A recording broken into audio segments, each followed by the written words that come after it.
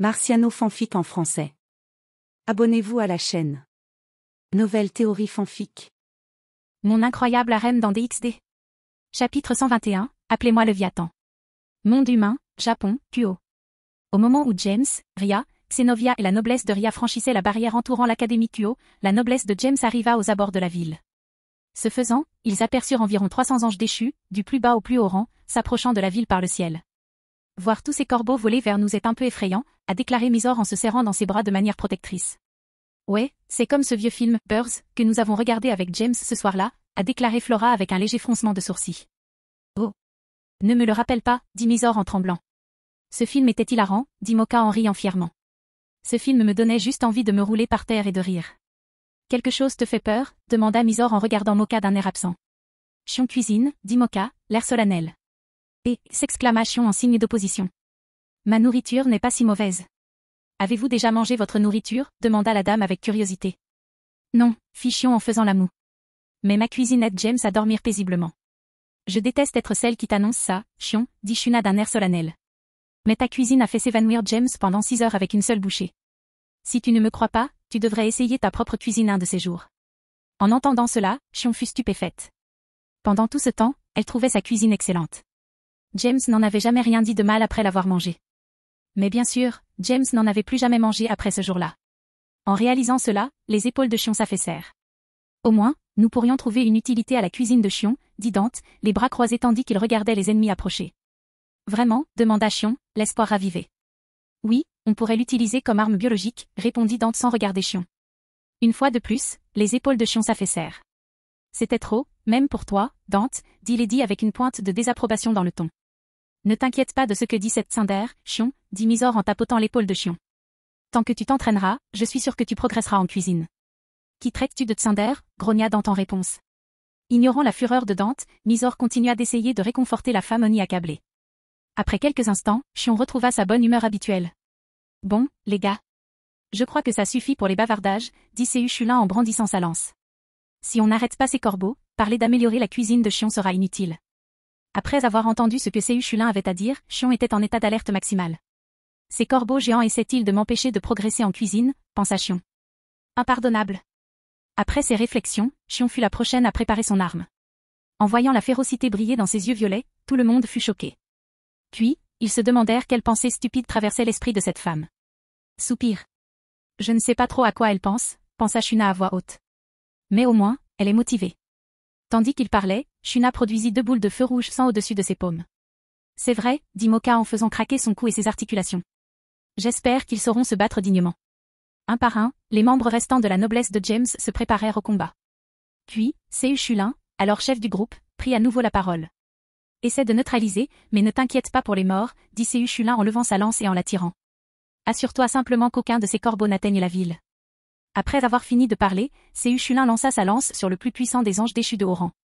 Ce faisant, la malédiction de la lance s'activa, et l'ange déchu se sentit bientôt transpercé par la lance cramoisie. Peu après, il tomba du ciel. Un instant plus tard, Gaebolg revint dans la main tendue de Seu Chulin. Inflammation du sang, cria Shuna. Shuna fut la suivante à agir et lança les boules de feu rouge sang vers le groupe d'anges déchus qui approchait. Leur lenteur facilitait leur esquive. Cependant, ils finirent par entrer en collision. Les flammes se répandirent alors dans toutes les directions, engloutissant de nombreux anges déchus à proximité. Lorsque les anges déchus, et surtout leurs ailes, prirent feu, ils commencèrent à tomber du ciel. Les suivants affrontèrent l'ennemi, Misor, Dante et Lady. Misor et ses projectiles de glace, et Dante et Lady avec leurs armes à feu. Sous les pics de glace et les balles fusant vers le troupeau, de plus en plus d'anges déchus furent abattus du ciel. En raison des bombardements à longue portée, nombre des anges déchus restants décidèrent que combattre au sol était plus sûr que dans les airs. Nombre d'entre eux se baissèrent alors et coururent en avant. Voyant des ennemis facilement accessibles approcher, Moka, Flora et Chion s'avancèrent. Moka et Flora enchaînèrent une série de mouvements d'arts martiaux, Muay Thai pour Moka et kickboxing pour Flora. Au même moment, Chion traversa la foule en balançant son odachi dans toutes les directions. À cause de nombreux anges déchus, entiers ou démembrés, furent projetés dans tous les sens. Finalement, Misor et Seu Chulin rejoignirent les 3 autres dans la confusion. Pendant ce temps, Dante, Lady et Shuna continuaient le combat à longue distance, se concentrant sur les anges déchus toujours en vol. Au bout d'une quinzaine de minutes, tous les anges déchus furent abattus. Lorsqu'il n'y eut plus d'ennemis volants, Dante se lança également dans le combat rapproché. Seu Chulin expliqua que sa solde et celle de Lady seraient déterminées en fonction du nombre d'ennemis vaincus. Il savait également que tout tir perdu touchant ou sur le point de toucher ses alliés entraînerait une réduction de sa commission. Puis il rangea ses pistolets, ébène et ivoire. Déclenchant la rébellion, Dante attaqua l'ange déchu le plus proche avec des combos extravagants. Ce fils de pute rusé. Lady fronça les sourcils en rangeant son pistolet et sa mitraillette. Pourquoi ne le rejoins-tu pas demanda Shuna avec curiosité. Parce que tous ceux qui se battent dans ce désordre se déplacent trop vite pour garantir qu'une de mes balles ne les touchera pas accidentellement. Oh, bien sûr, dit Shuna en hochant la tête. Peut-être qu'il est temps de demander à James de m'apprendre quelques techniques de combat au corps à corps, se dit Lady en regardant le reste du groupe se battre. Tandis que Lady réfléchissait à ses futures acquisitions de compétences, Shuna continuait de lancer des sorts de Yujutsu sur le groupe d'anges déchus. Cependant, elle était passée à des sorts à cible unique. Environ 10 minutes plus tard, tous les anges déchus arrivés étaient soit neutralisés, soit tués. Malgré de nombreux blessés parmi ceux qui combattaient au corps à corps, personne ne s'inquiétait. Les capacités de guérison de Shuna étaient très avancées. Et même s'il ne pouvait pas être complètement guéri, Asia était largement suffisante pour achever la guérison. Mais à cet instant, un événement inattendu se produisit. Mizore et Moka, qui se reposaient loin de tous ceux qui avaient été soignés par Shuna, ressentirent soudain une augmentation de leur énergie démoniaque. Est-ce qu'ils viennent de demanda Dante, incrédule. On dirait bien, dit Seu Shula en tapotant l'épaule de Gaibolg. La noblesse de James devient très dure. Oui, mais avec un groupe de monstres comme nous, il lui sera difficile de trouver une graine convenable, dit Dante en s'asseyant devant Rébellion, empalé au sol derrière lui. Parle pour toi, l'interrompit la dame. Tu es le seul monstre ici. Ne dirais-tu pas que la malchance de lancer fait de lui un monstre, demanda Dante en désignant Seu Shulin. Sa chance ne peut pas être si mauvaise s'il parvient à rester avec Tsubaki-san, dit Shuna en soignant Shion, qui s'endormit dès la fin de la bataille. Non, il n'a toujours pas de chance, dit Flora. Il tabasse tout le monde bien plus que n'importe quel chanceux. Je pense que c'est plus dû à la stupidité qu'à autre chose, dit Dante en haussant les épaules. Il a le don de dire des choses qu'il ne devrait pas au moment le plus inopportun. Tais-toi, Dante. Seu Shulin a crié avec colère. Sur ce, tout le monde éclata de rire. Quelques instants plus tard, ils sentirent les fluctuations d'énergie démoniaque se calmer. Finalement, tout revint à la normale, et Mizore et Moka s'approchèrent du groupe, un sourire éclatant aux lèvres. Félicitations à vous deux, dit Shuna en souriant. Vous avez enfin atteint le classement final. Oui, je serai bientôt le membre le plus fort de la pairie de Jacques, dit Mizore avec joie. Rêve, Mizore, grogna Moka. Ce sera moi, bien sûr. Ah oui, dit Mizore en se tournant vers Moka. Tu veux essayer de le savoir maintenant? Si tu es prêt à connaître ta place, je suis prêt à te la montrer, dit Moka en faisant craquer ses jointures. Tu as oublié que 3 d'entre nous ont atteint le classement final avant eux, demanda Dante d'un ton confus. Probablement. Seu Shulin haussa les épaules. En parlant de la 3e d'entre nous à atteindre le rang final, où est-elle? Elle suit probablement James maintenant, dit Lady en regardant Mizore et Moka se fixer. Puisque James ne lui a pas donné d'ordre directement, elle a probablement décidé de le suivre. Non, j'ai vaincu 104 ennemis ici, dit Ayam derrière Lady. Quoi? D'où viens-tu? Demanda Lady en dégainant son pistolet, jusqu'à ce qu'elle réalise que la voix lui était familière. Bon sang, Ayam, on n'a pas tous la perception de James. Tu ne pourrais pas apparaître comme ça derrière moi dans le futur? Si j'étais encore humaine, je serais peut-être morte d'une crise cardiaque. Mes excuses, dame sang, dit Ayam en s'inclinant légèrement pour montrer ses excuses. J'essaierai de m'en souvenir à l'avenir. Voyant l'interaction entre Ayam et Lady, Mizore et Moka décidèrent de mettre leur petite compétition de côté pour le moment. Je suppose que nous ne pouvons pas nous considérer comme les plus forts tant que nous ne détecterons pas Ayam San en mode furtif, dit Mizore en secouant la tête. Ça a l'air bien, dit Moka en hochant la tête. Je ne savais même pas qu'elle était là, à se battre avec nous. Bref, je vais contacter les satans à ce sujet, dit Seu Shulin. Nous aurons besoin d'aide pour arrêter tous les corbeaux vivants. Après avoir dit cela, Seu Shulin contacta ce rafale. Quelques instants plus tard, ce rafale accepta le cercle magique de communication. Et, Seu-chan, dit vivement ce rafale après avoir accepté le cercle de communication de Seu Shulin. Tout va bien? Cela nous convient, dame ce rafale, dit Seu Shulin, prêt à poursuivre son rapport. Cependant, il fut interrompu avant de pouvoir continuer. Non, non, non. La voix de ce rafale résonna dans l'entourage de Seu Shulin. Appelle-moi Leviathan. Je te l'ai déjà dit, Seu-chan. Seu Shulin ne put que regarder autour de lui, gêné. Ce faisant, il vit les autres membres de la noblesse de James se moquer de lui. Soupir. Ça me va, Leviathan, dit Seu Shulin d'un ton défait. Puis il expliqua la situation à ce rafale. Sona avait déjà contacté ce rafale et lui avait raconté la plupart des mêmes choses. Cependant, elle fut choquée de constater que seuls 9 jeunes démons étaient parvenus à vaincre 300 anges déchus sans subir de pertes. Tu as très bien fait, s'exclama ce rafale avec enthousiasme. Reste où tu es. J'enverrai quelqu'un arrêter les anges déchus. Je comprends, Leviathan, répondit Seu Shulin. On ne s'en mêlera pas. Un instant plus tard, le cercle magique de communication dans la main de Seu Shulin disparut. Puis, il se tourna vers le reste de la noblesse de James. Alors, quelle est notre prochaine étape? Demanda Dante. Attendons ici que l'équipe d'arrestation arrive, dit C.U. Chulin d'un ton un peu fatigué. Ensuite, nous irons au gymnase voir ce qu'on peut faire pour aider. En entendant cela, le reste de la noblesse acquiesça d'un signe de tête, puis attendit l'arrivée de l'équipe d'arrestation. Après avoir remis les prisonniers, tout le monde se précipita vers l'académie. Heureusement, à leur arrivée, l'affaire était presque terminée. Les seules préoccupations étaient le combat de James contre Cocabiel et la reconstruction des bâtiments scolaires endommagés. Chapitre 122, l'épée du traître. Monde humain, Japon, Kuo. Après avoir vaincu les 3 cerbères, James conduisit les autres vers le plus petit des 2 cercles magiques. À mesure qu'il se rapprochait, il remarqua que les émotions de Yuto devenaient de plus en plus instables. Alors je suppose que c'est le vieil homme qui a fait des expériences sur Kiba et ses amis, hein, pensa James tandis que son regard alternait entre les deux. Alors, Cocabiel, y a-t-il autre chose d'intéressant pour nous? Demanda James en souriant tout en marchant. Je dois admettre qu'ils sont bien plus puissants que je ne l'imaginais, dit Cocabiel, l'intérêt évident dans sa voix. C'est dommage que personne ici ne puisse me rendre ça amusant. Oh, ne t'inquiète pas, tu n'affronteras aucun d'entre eux, dit James avec un geste dédaigneux. C'est moi qui te terrasserai, seul. En entendant cela, Cocabiel fronça les sourcils. Il ignorait ce qui avait donné à ce gosse arrogant l'assurance de prononcer les mots qu'il venait de prononcer. Au fait, avez-vous eu le temps de faire ce que vous avez à faire? Demanda James aux 2 humains au sol. Puis il désigna Cocabiel et poursuivit. Ou avez-vous besoin que j'invoque d'autres monstres pour que vous ayez le temps de finir?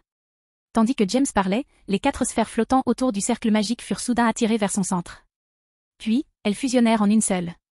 Ce faisant, l'intensité du pouvoir sacré augmenta. Finalement, elle éclipsa le pouvoir sacré combiné des 4 sphères. Je ne pense pas, répondit James, l'air impassible. James, n'aurait-il pas été préférable de les arrêter avant qu'ils aient fini? Demanda Arya, un peu nerveux à cause de la puissance sacrée que dégageait la nouvelle sphère. Si nous avions eu le même pouvoir, ça aurait été la chose la plus intelligente à faire, dit James en regardant Arya. Mais ils sont tellement dépassés que ça n'a plus vraiment d'importance pour l'instant. Je pense que c'est vrai, dit Arya en observant ce que faisaient les humains. Malheureusement, il y avait une personne dans le groupe qui n'a pas pu garder patience. Valpe Galilei, rugit Yuto avec indignation en fusillant du regard l'homme plus âgé devant lui.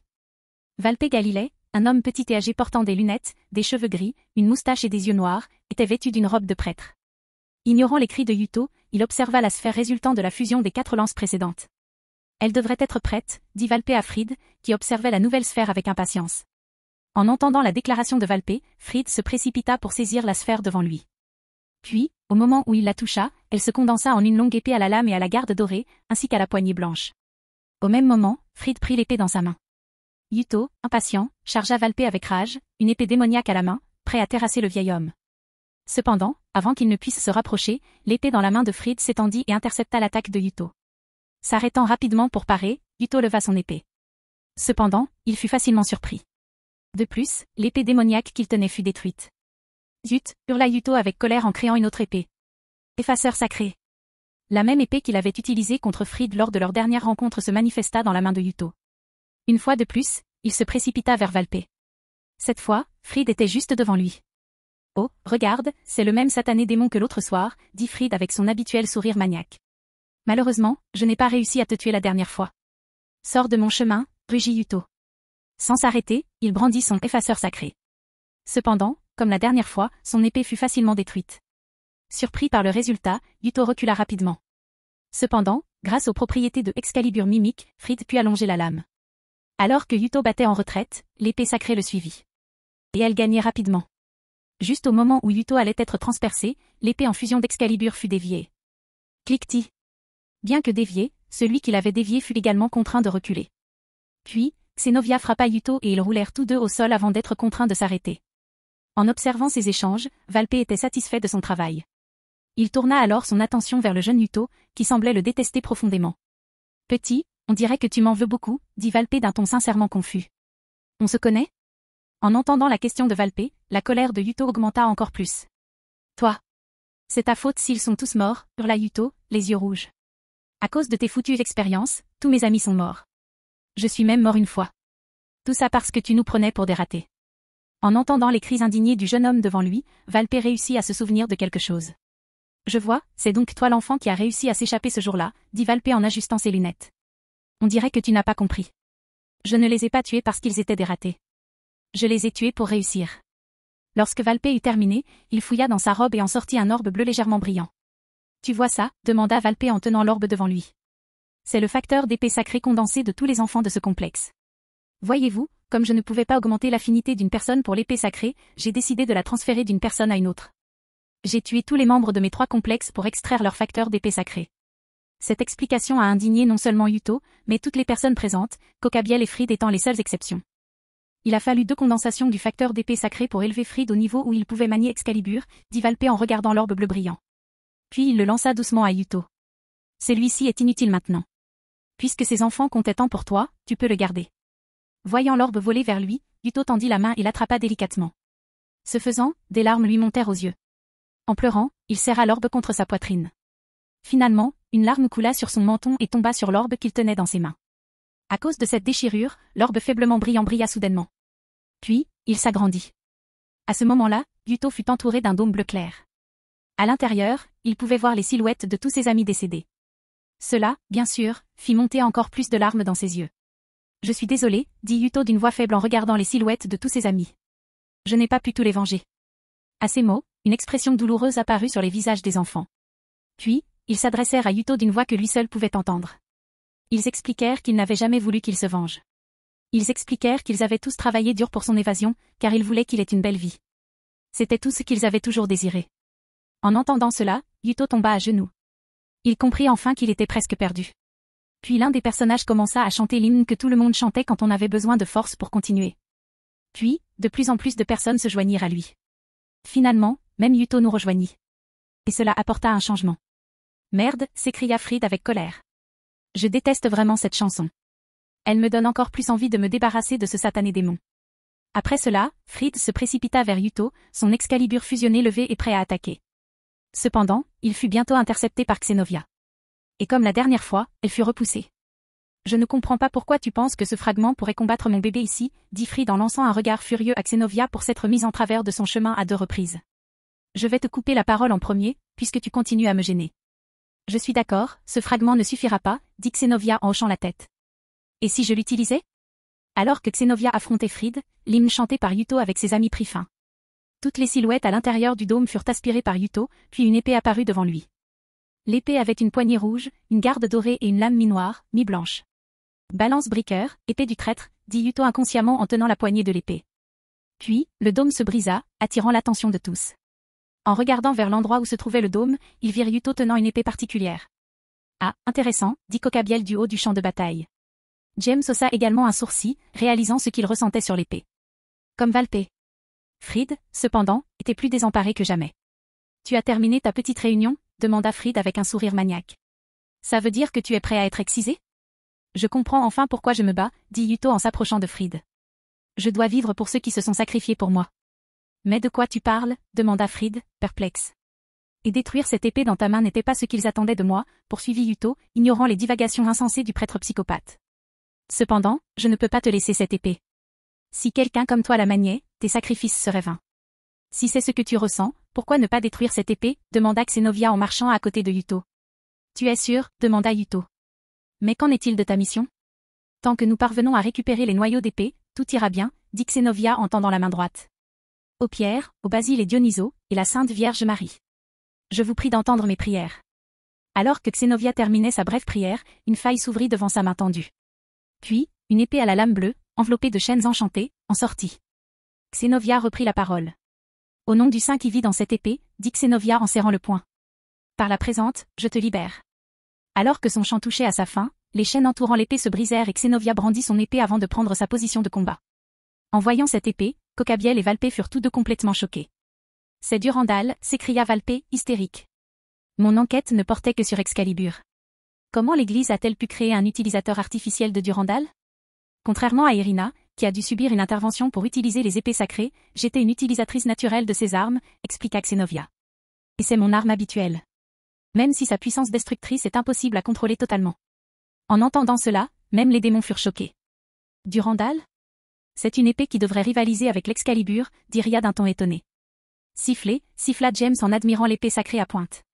Nous avons donc maintenant une épée sacrée légendaire et une épée qui ne devrait même pas exister, une épée mêlant le sacré et le démoniaque qui affronte une Excalibur incomplète. Ça promet d'être intéressant. En entendant le commentaire de James, Valpé devint pensif. Pendant ce temps, Fried se préparait à affronter Yuto et Xenovia. Sans un mot, Xénovia leva son épée et rassembla son pouvoir sacré. Puis, d'un puissant coup, la puissance sacrée fut déchargée sur Fried. Se précipitant à sa poursuite, Yuto se prépara à une attaque supplémentaire. Et exactement comme Yuto l'avait prévu. Même si Fried est fou, il n'est pas stupide. Il comprit immédiatement qu'il ne pourrait pas parer l'attaque de Xénovia. Alors, au lieu d'essayer de la bloquer, il s'écarta. Cependant, avant qu'il puisse stabiliser son équilibre, il vit l'épée de Yuto se diriger vers son torse. Cliquetis. Levant son Excalibur fusionné, Fried parvint à intercepter l'attaque de Yuto. Cependant, la force de l'attaque était trop forte pour lui. Dès que les deux épées entrèrent en collision, le recul fit perdre le contrôle de l'épée à Fried. Désarmé, sans ralentir son élan, Yuto sectionna les tendons des bras et des jambes de Fried en passant devant l'exorciste aux cheveux blancs. Un instant plus tard, du sang jaillit des 4 entailles infligées par Yuto en s'élançant. Fried s'évanouit alors sous la douleur. Eh bien, bon sang, c'était vraiment mauvais, commenta James avec un sourire. Ria et le reste de sa noblesse ne purent qu'acquiescer, confus.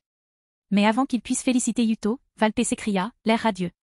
Je comprends, s'écria Valpé, tout excité. Cette épée, ce balance breaker, devrait être impossible. Et ce serait le Cassil. Cliquetis.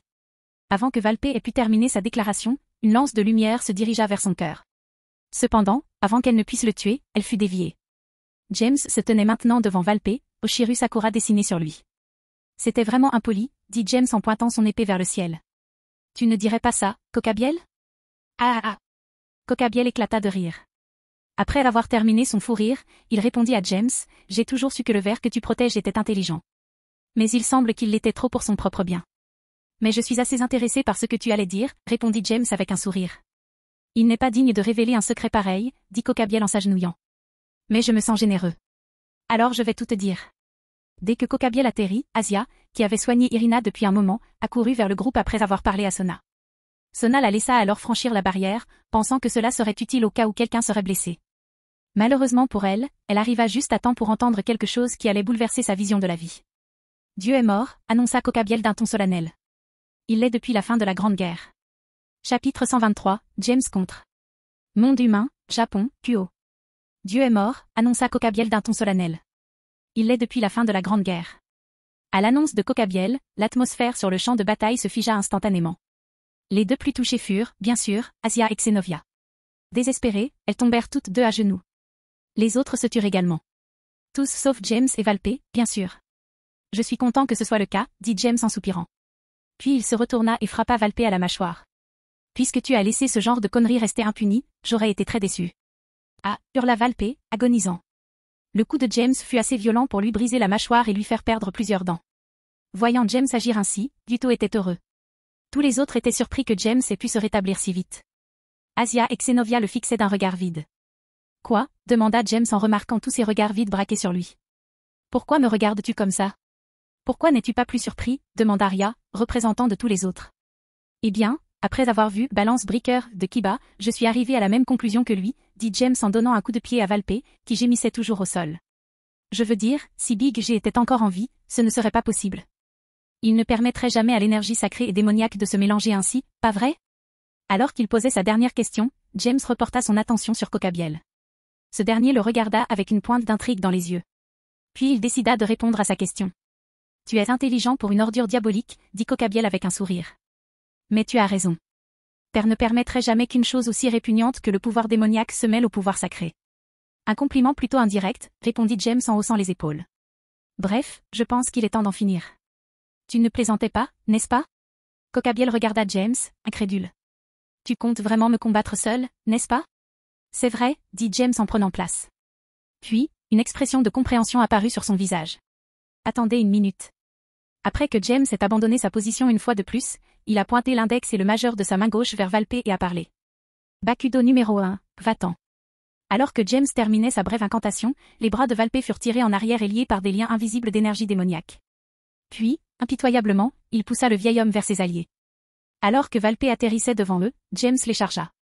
Assure-toi qu'il n'essaie pas de s'échapper, dit James en tournant son attention vers Cocabiel, qui l'observait avec intérêt.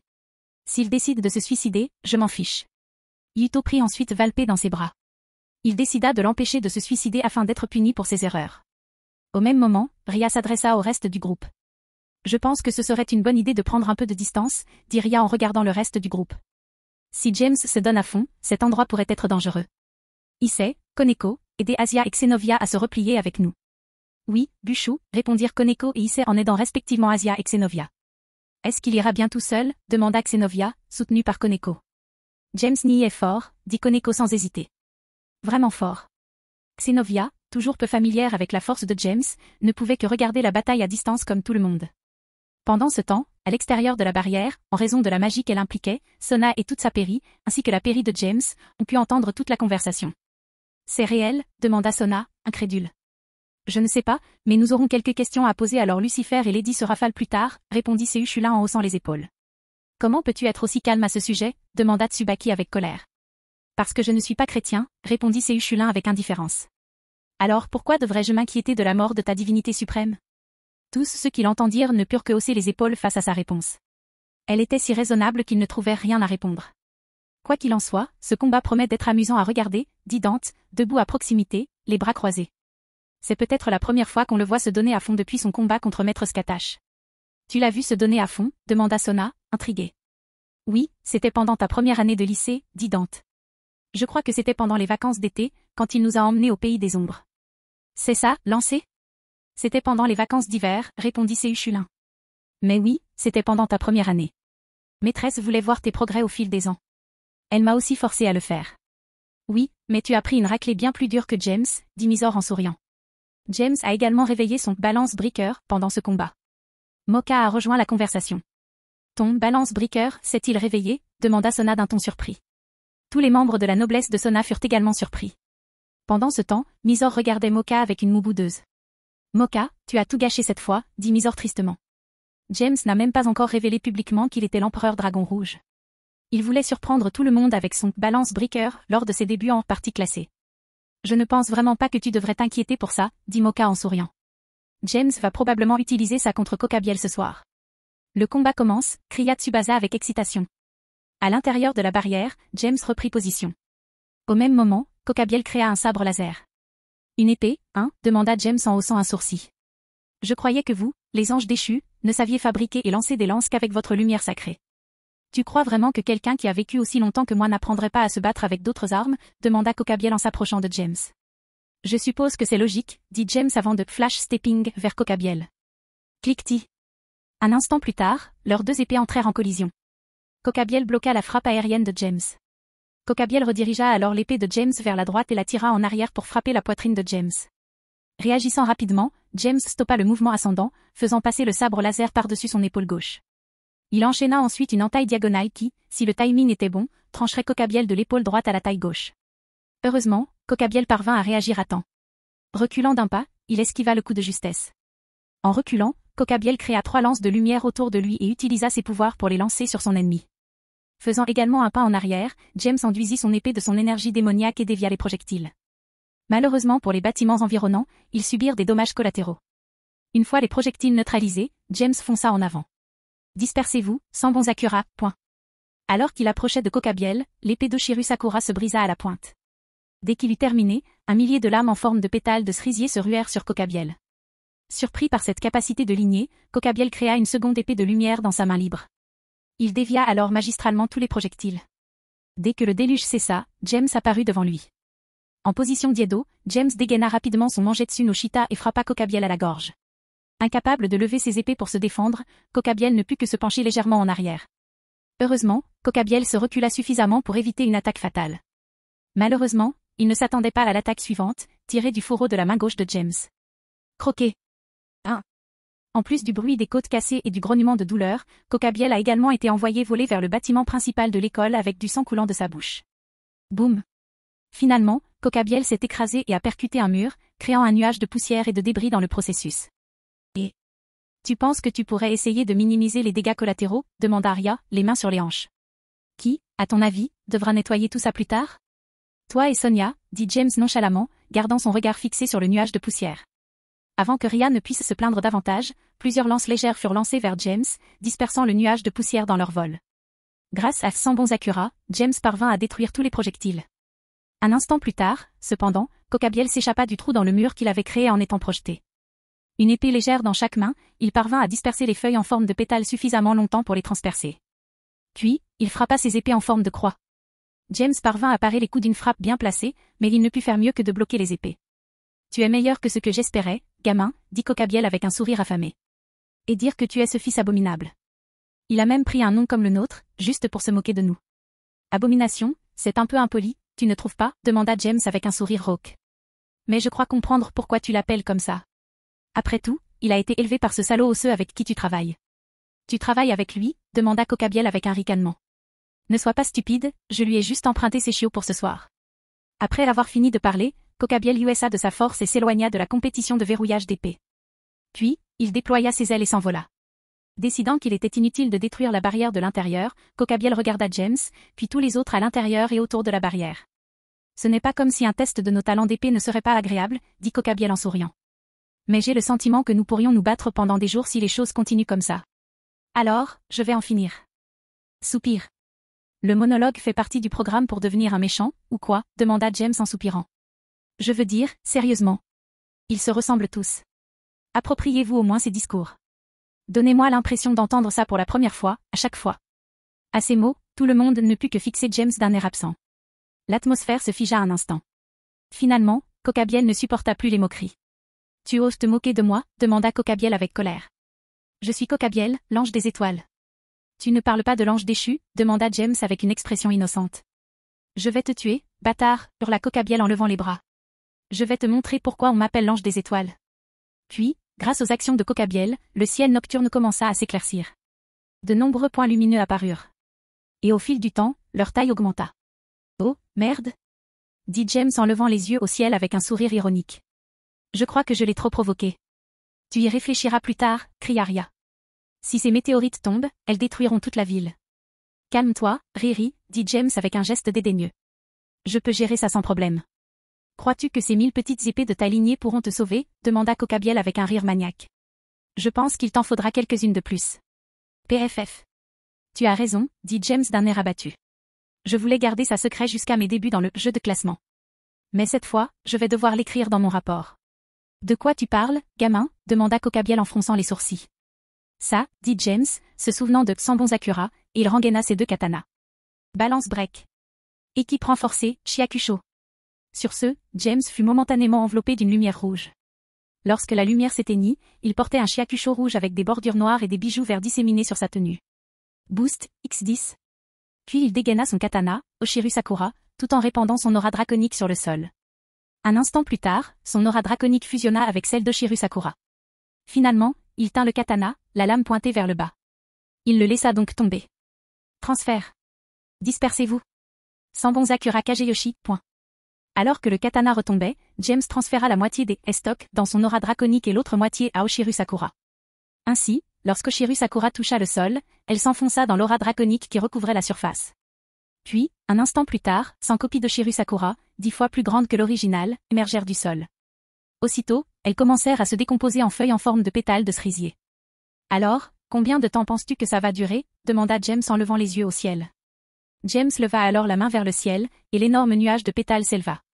Alors qu'il croisait Cocabiel, encore sous le choc de la révélation que James était l'empereur dragon rouge de cette génération, de nombreuses coupures fines mais superficielles apparurent sur son corps et ses ailes. Il tomba alors du ciel à cause de toutes ses blessures. Finalement, alors que les météorites de Cocabiel tombaient vers le sol, elles tombèrent dans le nuage de pétales, Sambon-Zakura, et furent coupées en particules suffisamment petites pour ne rien nuire ni à personne. Ouf. James expira profondément en dissipant son balance breaker. Je ne voulais vraiment pas le révéler. Maintenant, je vais avoir un poursuivant qui voudra me combattre tout le temps, pas vrai, empereur dragon blanc? Alors que James terminait, quelqu'un portant une armure blanche en forme d'écaille avec des motifs de dragon est apparu de derrière un tas de décombres. J'aimerais tellement te combattre maintenant, dit l'empereur dragon blanc. J'ai pour mission de ramener cet idiot à Grigori. Ça me va, répondit James en haussant les épaules. Mais il nous faudra savoir ce qu'il a découvert lors de l'interrogatoire. Après tout, il a attaqué les héritiers de 2 des 72 maisons du pilier. Je vais transmettre le message, dit l'empereur dragon blanc tandis qu'il secouait la tête. Puis, un cercle magique de téléportation apparut sous l'empereur dragon blanc et Cocabiel. Un instant plus tard, ils disparurent. Alors, c'est fini, demanda Arya tandis qu'elle et le reste du groupe s'approchaient de James. Oui, dit James en dissipant son sacred gear. Je crois qu'il est temps de faire le ménage. Sur ce, tout le monde soupira de lassitude. Puis l'équipe de protection et les collègues de James entrèrent dans l'enceinte de l'école et commencèrent à la reconstruire. Chapitre 124. Compléter la noblesse. Monde humain, Japon, Kuo. Après la bataille contre Kokabiel, James, Ria et Sona, accompagnés de leur père, passèrent le reste de la nuit à réparer l'école. Le lendemain, Irina et Xenovia quittèrent Kuo pour restituer les fragments d'Excalibur récupérés. De plus, les examens de mi-session de l'Académie Kuo commencèrent le même jour. La semaine suivante se passa donc sous le poids des examens, jour après jour, pour les élèves de l'Académie Kuo. Ouf, dit Maria en s'étirant après la sonnerie finale des partiels. C'est enfin fini. Mio, on devrait sortir et fêter ça. Soupir. Tu as oublié ce dont on a parlé, dit Mio en s'approchant de Maria. Il faut qu'on leur parle, non? Oh, c'est vrai, s'exclama Maria. Allez, Mio.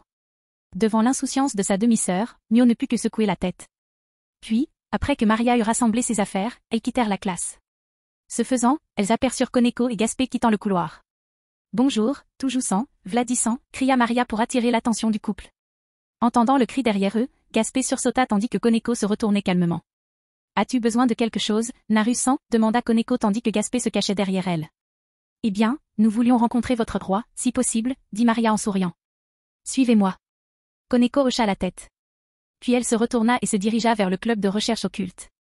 Mio et Maria fixèrent le dos de Koneko pendant un moment avant de commencer à marcher. Elle ne parle pas beaucoup, n'est-ce pas, demanda Maria en souriant. Hein? Mio renifla simplement en réponse. Ne sois pas comme ça, Mio, dit Maria en lui prenant la main et en lui faisant bouger le bras. Tu n'es pas très bavarde non plus, tu sais? Bug, s'écria Mio avec colère. Ou je te tue 100 fois. Maria se contenta de rire et continua de se battre avec Mio. Pendant ce temps, Koneko sortit son smartphone de sa poche et composa le numéro de Ria pour l'informer qu'elle emmènerait Mio et Maria à l'ORC. Après une brève conversation avec Ria, Koneko remit son smartphone dans sa poche et continua sa route. En classe de 3A, James, Ria, Sona, Akeno, Tsubaki, Reia et Flora étaient réunis autour de la table de Reia pour discuter des partiels. Leur conversation fut interrompue lorsque Ria reçut un appel de Koneko. Après avoir discuté avec elle, Rook, pendant quelques minutes, Ria raccrocha et rangea son téléphone. Quoi de neuf, Riri? Demanda James en remarquant le sourire sur le visage de Ria. On dirait que ces filles ont pris leur décision, dit Ria, son sourire s'élargissant. Tu ne devrais pas sourire trop vite, dit Sona, avertissant Ria de vendre la peau de l'ours avant qu'il ne couve. Ils viennent de prendre une décision. Rien ne garantit qu'ils aient décidé de rejoindre ta noblesse. Pour ce que tu en sais, ils pourraient décider de se cacher ailleurs. Tu ne peux pas me laisser me sentir mieux un moment? Ria fit la moue. Enfin, les examens sont terminés. Laisse-moi me détendre un peu. Voyant la moue de Ria, les 6 autres ne purent s'empêcher de rire. Après avoir discuté quelques instants, James, Sona et Tsubaki décidèrent d'accompagner Ria et Akeno au club de recherche occulte. Et, si tu as vraiment décidé de rejoindre ma péri, nous devrions aller au karaoké pour fêter ça, dit Ria avec enthousiasme. Du karaoké, hein? Demanda James en lui caressant le menton. Ça fait longtemps qu'on n'a pas fait ça. Ça pourrait être une bonne distraction, dit Sona avec un petit sourire. J'ai le sentiment que ça va devenir mouvementé tôt ou tard. James, Ria, Akeno et Tsubaki ne purent qu'acquiescer en traversant les couloirs. Ils arrivèrent enfin à l'ancienne école. Quelques minutes plus tard, ils entrèrent dans la salle du club de recherche occulte. En entrant, ils aperçurent Mio et Maria assises sur l'un des canapés, chacune avec une tasse de thé devant elle. Sur le canapé d'en face, Koneko mangeait une barre chocolatée tandis que Yuto discutait avec les 2 plus jeunes filles en souriant. Au même moment, Gaspé, Issei et Asia étaient assis près du mur et discutaient entre eux. Bonjour, Mio et Maria, dit Ria en traversant la pièce pour rejoindre son bureau, Akeno à ses côtés. J'imagine que vous avez pris votre décision? C'est vrai. Maria hocha la tête, l'air enjoué. Puis elle se retourna et regarda Mio. Voyant l'anticipation dans les yeux de Ria et Maria, Mio prit une profonde inspiration avant de parler. Soupir, Ria sans paix, s'il vous plaît, laissez-nous rejoindre votre noblesse, dit Mio en s'inclinant poliment. Hormis James, Sona, Akeno et Tsubaki, tous les participants furent surpris par la demande des 2 élèves de première année. La plus heureuse, cependant, était sans conteste Ria. Issei arrivait juste derrière. Oh oui, s'exclama Issei d'une voix forte. On aura encore 2 beautés avec qui passer du temps. Et l'une d'elles a une superbe paire de seins. Après l'explosion d'Issei, le silence retomba dans la salle. Le visage de Ria se décomposa et le reste de sa noblesse esquissa un sourire ironique. Puis, Maria éclata de rire. Au même moment, une aura sombre enveloppa Mio. Ce type n'apprend jamais, dit Sona avec déception. Si c'était le cas, je ne serais pas ISE, dit James avec un sourire ironique. Mais je pense qu'il vaut mieux intervenir avant que toute cette pièce ne soit détruite. Alors que James prononçait sa dernière phrase, la pression gravitationnelle dans la pièce commença à augmenter. Bien qu'elle ne fût pas assez forte pour blesser qui que ce soit, compte tenu de la force de Mio, qui était alors une créature débutante ou intermédiaire, la salle du club n'était pas si robuste. Avant que la situation ne dégénère, James apparut derrière Mio et lui tapota la tête. Calme-toi, Mio, dit James doucement. Ce n'est qu'un pervers. Mais il est inoffensif. De plus, tu peux me prévenir s'il commence à exagérer. Je lui prépare un entraînement intensif d'un instant à l'autre. Sentant les caresses douces et le ton doux de James, Mio rougit légèrement. Puis, elle reprit ses esprits et retira sa main de sa tête. Je t'ai dit de ne pas faire ça sans ma permission, dit Mio en détournant le regard. Tu veux que je te tue 100 fois? Voyant cela, la plupart des personnes présentes sourirent gentiment. Issei, lui, ne put que le regarder, stupéfait et horrifié. Choqué, car il semblait qu'une autre fille était tombée amoureuse de James, et horrifié, car il risquait de se retrouver dans un nouvel entraînement infernal s'il ne contrôlait pas la nouvelle. Après cela, le groupe a discuté et a essayé de faire connaissance avec les 2 nouvelles filles avant que Ria ne décide qu'il était temps de les ajouter officiellement à sa péri. Se levant de table, Ria s'est adressée aux 2 nouveaux membres de sa péri. Mio, Maria, même si je suis vraiment heureux de vous compter parmi mes pairs, je dois vous inviter à nouveau, dit Ria d'un air solennel. En êtes-vous sûr? Au lieu de répondre verbalement, Mio et Maria se levèrent également du canapé où elles étaient assises. Puis, elles s'avancèrent devant Ria et hochèrent la tête avec insistance. Très bien, dit Ria en hochant la tête à son tour. Puis elle leva la main droite, paume vers le haut. Commençons. Toc, toc, toc. Mais avant qu'ils puissent commencer, on frappa à la porte du club. À ces mots, tout le monde fut perplexe. Personne n'imaginait qui allait leur rendre visite. James, cependant, haussa un sourcil, pensif. Je me demande pourquoi elle est là. Un instant plus tard, Akeno se dirigea vers la porte et l'ouvrit. Puis, voyant qui était le visiteur, son visage exprima un instant la surprise. Une fois son expression redevenue normale, elle s'écarta pour laisser entrer le visiteur. Xénovia, pourquoi es-tu ici? Demanda Ria d'un ton confus. Je n'ai nulle part où aller, dit Xénovia d'un ton neutre. J'ai été expulsée de l'église dès que j'ai terminé mon rapport sur les événements de cette nuit-là. Il s'avère que Xénovia a été expulsée de l'église sans autre raison que de connaître la vérité sur la mort de Dieu. Elle n'a eu aucune raison ni aucune chance de se repentir. L'excommunication était la seule option qui lui était offerte. En entendant cela, tout le monde fut choqué sauf Mio et Maria qui n'avaient aucune idée de qui était cette fille. Ça ne me dit pas pourquoi tu es venue ici, Xénovia Carta, dit Ria en croisant les bras sous sa poitrine. J'espérais rejoindre votre péri, dit Xénovia la tête baissée. C'est un retournement de situation assez ironique, dit James avec un ricanement. Tu étais plutôt autoritaire quand tu as découvert qu'Asia était devenue un démon il n'y a pas longtemps, n'est-ce pas? À la surprise de James, Xénovia n'explosa pas de colère. Au lieu de cela, elle baissa la tête et s'excusa. Asia, je suis vraiment désolée pour mon comportement de l'autre jour, dit Xénovia avec sincérité. Je ne savais vraiment rien de ce qui s'était passé à l'époque. Pardonne-moi mon ignorance. Les yeux grands ouverts et les mains sur sa bouche ouverte, Asia fixait Xénovia d'un air incrédule. Un instant plus tard, cependant, son expression choquée se transforma en sourire. Puis, elle s'avança jusqu'à se retrouver juste devant Xénovia et prit doucement les mains de la jeune fille aux cheveux bleus dans les siennes. Pas besoin d'excuses, dit Asia en souriant. Avant d'avoir la chance de rencontrer toutes ces personnes merveilleuses, je croyais aussi que tous les démons étaient mauvais. Xénovia ne pouvait que baisser la tête en signe d'excuse après avoir entendu les paroles aimables d'Asia. Alors, qu'est-ce que tu vas faire d'elle, Ria? Demanda Sona en ajustant ses lunettes. Je l'accepte, dit Ria résolument. Puis, avec un sourire suffisant, elle poursuivit, et ainsi, je serai la première à compléter ma péri. Lancé et Dante pourraient encore détruire toute votre noblesse à eux seuls, dit James, refroidissant l'enthousiasme de Ria. Et puis il y a Ayam, elle pourrait détruire toute leur noblesse sans même qu'ils la voient. Oh, et n'oubliez pas Misor et Moka. Ok, j'ai compris, dit Ria, exaspérée. Sona riait simplement du malheur de sa meilleure amie. Pendant ce temps, Mio et Maria se tenaient au milieu de la pièce, hésitant entre rester là ou retourner à leur place. Tu crois qu'ils nous ont oubliés? Demanda Maria avec un sourire ironique. Si tu fais ça, je te tuerai 100 fois, dit Mio avec colère. Après quelques minutes supplémentaires, Ria réussit à tout remettre en ordre. Désormais, au lieu du duo Mio et Maria, Xénovia était également devant elle. Tendant la main, paume vers le haut, vers Mio, une pièce de fou apparut, flottant au-dessus. Puis, elle la pressa contre la poitrine de Mio. Sans attendre la fin des transformations de Mio, Ria répéta l'opération avec Maria et Xénovia, les transformant respectivement en ses nouvelles tours et chevaliers. Grâce à leur lignée démoniaque, Mio et Maria n'ont pas tardé à assimiler leurs pièces. Xénovia, quant à elle, a vu sa race changer. Puis, une fois les changements physiologiques terminés, une paire d'ailes de chauve-souris noire s'est déployée dans le bas de son dos.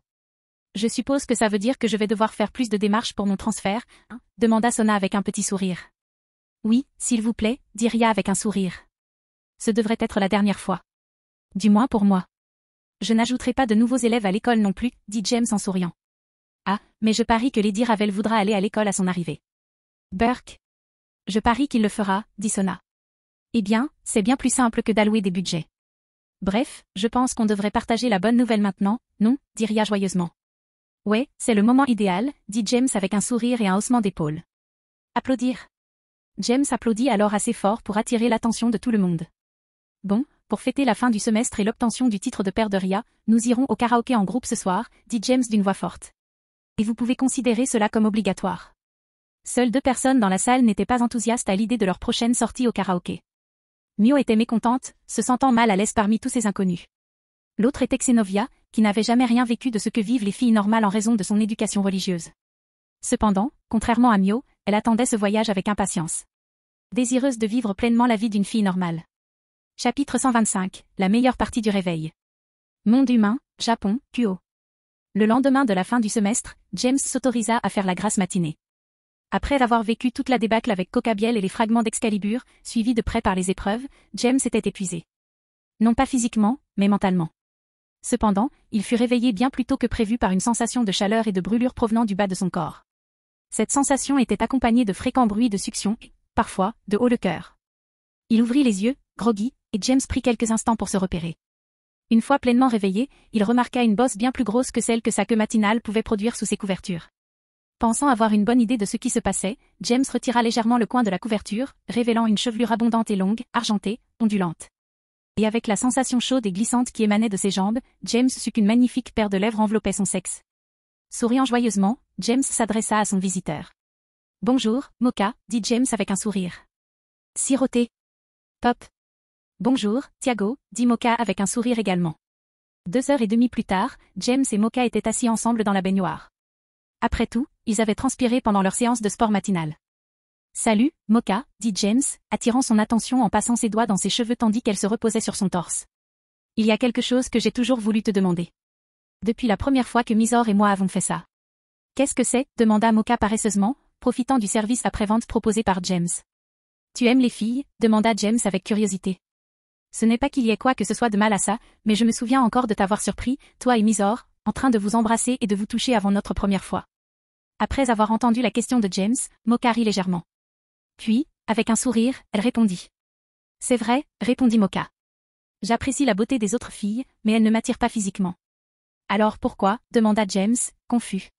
Pourquoi je l'embrassais? Mocha termina la question de James. Parce que je te sentais approcher de la pièce. Et je pensais que tu serais excité si c'était la première chose que tu voyais après avoir ouvert la porte. Et tu sais, j'avais raison. Mocha rit à nouveau. James ne put que sourire ironiquement en réponse. Il devait admettre que regarder ces filles s'embrasser l'excitait vraiment. Après cela, James et Mocha profitèrent simplement de leur bain en discutant tranquillement. Une demi-heure plus tard, James et Mocha quittèrent la chambre de James, main dans la main, et descendirent. En entrant, ils découvrirent Léona, Misor, Seu Chulin, Ayam, Shuna et Shion regardant les informations.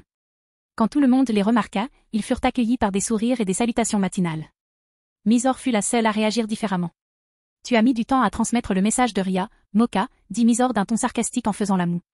Oui, nous avons eu une conversation assez profonde sur nos projets pour la journée, a répondu Mocha avec un sourire effronté. En entendant la réponse de Mocha, Misor fit la moue encore plus fort. Léona éclata de rire face à cette insinuation flagrante, tandis que Shuna rougit en imaginant leur conversation. Seu Chulin secoua la tête, imaginant Tsubaki en maillot de bain. Shion, quant à lui, était complètement déconcerté par l'insinuation et ne comprenait pas pourquoi tout le monde réagissait ainsi. Ils viennent de faire l'amour, dit Shion d'un ton légèrement confus. Ce n'est pas comme si c'était la première fois. Pourquoi en fais-tu tout un plat? Shion pencha la tête en posant sa question, mais le silence fut total. Personne ne savait comment répondre à sa question directe. Puis, après quelques instants de silence, la conversation reprit comme si de rien n'était. Alors, tu vas aider Ria à nettoyer la piscine aujourd'hui, demanda Léona en souriant. Ouais, nager et s'amuser avec tout le monde semble être une excellente idée, a déclaré James en souriant en retour. Et, s'exclamation. Ne m'ignore pas. Shion, veux-tu venir avec nous à la piscine, demanda James. Je peux, demanda Shion, les yeux pleins d'étoiles, oubliant complètement ses plaintes précédentes. Bien sûr, je ne vois pas pourquoi pas, répondit James avec un sourire et un haussement d'épaule. Hurrah, s'exclama Shion en se levant. Il faut que je choisisse un maillot de bain. Puis elle sortit en courant de la pièce et monta les escaliers. Peu après, on entendit Shion fouiller dans son armoire. Shuna se leva et monta à son tour les escaliers. Je devrais probablement aller l'aider, sinon nous serons en retard, dit Shuna en montant gracieusement les escaliers. Je suppose que tu viens aussi, lancer, dit James en tournant son attention vers Seu Chulin. Oui, c'est une bonne occasion de passer du temps avec Tsubaki, répondit Seu Chulin avec un sourire. James hocha simplement la tête, attendant la réponse. Puis il reporta son attention sur sa mère. « Maman, qu'est-ce que tu vas faire aujourd'hui » demanda James avec curiosité. Au lieu de répondre, Léona couvrit son visage avec ses mains et fit semblant de pleurer. « Mon bébé ne m'invite même plus à sortir » dit Léona sur le ton le plus touchant qu'elle put trouver. Maintenant qu'il a toutes ses petites amies, il a oublié sa mère. James leva les yeux au ciel, mais n'éprouva même pas le besoin de rétorquer à sa mère. Comprenant qu'elle ne pouvait obtenir de réponse de son fils, Léona soupira et répondit à sa question. Soupir. « Je vais chanter au karaoké avec les filles d'Underwall » dit Léona en souriant. En entendant sa réponse, tous les présents tremblèrent de terreur. Même Ayam, la masochiste en titre, laissait transparaître la peur. Bien qu'elle apprécie la torture autant que tout bon masochiste, le chant de Léona était trop fort, même pour elle. Se remettant rapidement, James força un sourire et répondit. « Ça a l'air sympa » dit James. « N'oublie pas de dire bonjour à tout le monde. »« Ne t'inquiète pas, je viendrai » répondit Léona avec un sourire. « Tu devrais vraiment prendre le temps de venir nous voir. Tu nous manques à tous. »« Je sais. » Soupir, répondit James. « C'est tellement nul que... » Frappé. Jeune langue, dit Léona d'un ton sévère après que Flash Stepping se soit placé à côté de James et l'ait frappé à la tête. Tu sais, maman, je ne t'ai jamais vu utiliser le Flash Step en dehors de cette maison, dit James en se frottant l'arrière de la tête, là où il avait été giflé. J'ai développé ça comme technique de combat, tu sais. Je l'utilise pour me battre, dit Léona d'un ton innocent. Puis son expression se transforma en détermination. Le combat contre les grossièretés de mon fils est sans fin. Sur ce, tout le monde éclata de rire, tandis que James ne put que sourire ironiquement. Puis ils continuèrent à discuter et à rire. Une quinzaine de minutes plus tard, Shuna et Shion redescendirent avec des sacs contenant leurs maillots de bain et leurs vêtements de rechange. Voyant qu'ils étaient tous prêts à partir, chacun comprit que l'heure du départ était proche et courut dans sa chambre, choisit rapidement ses maillots de bain et fit ses valises.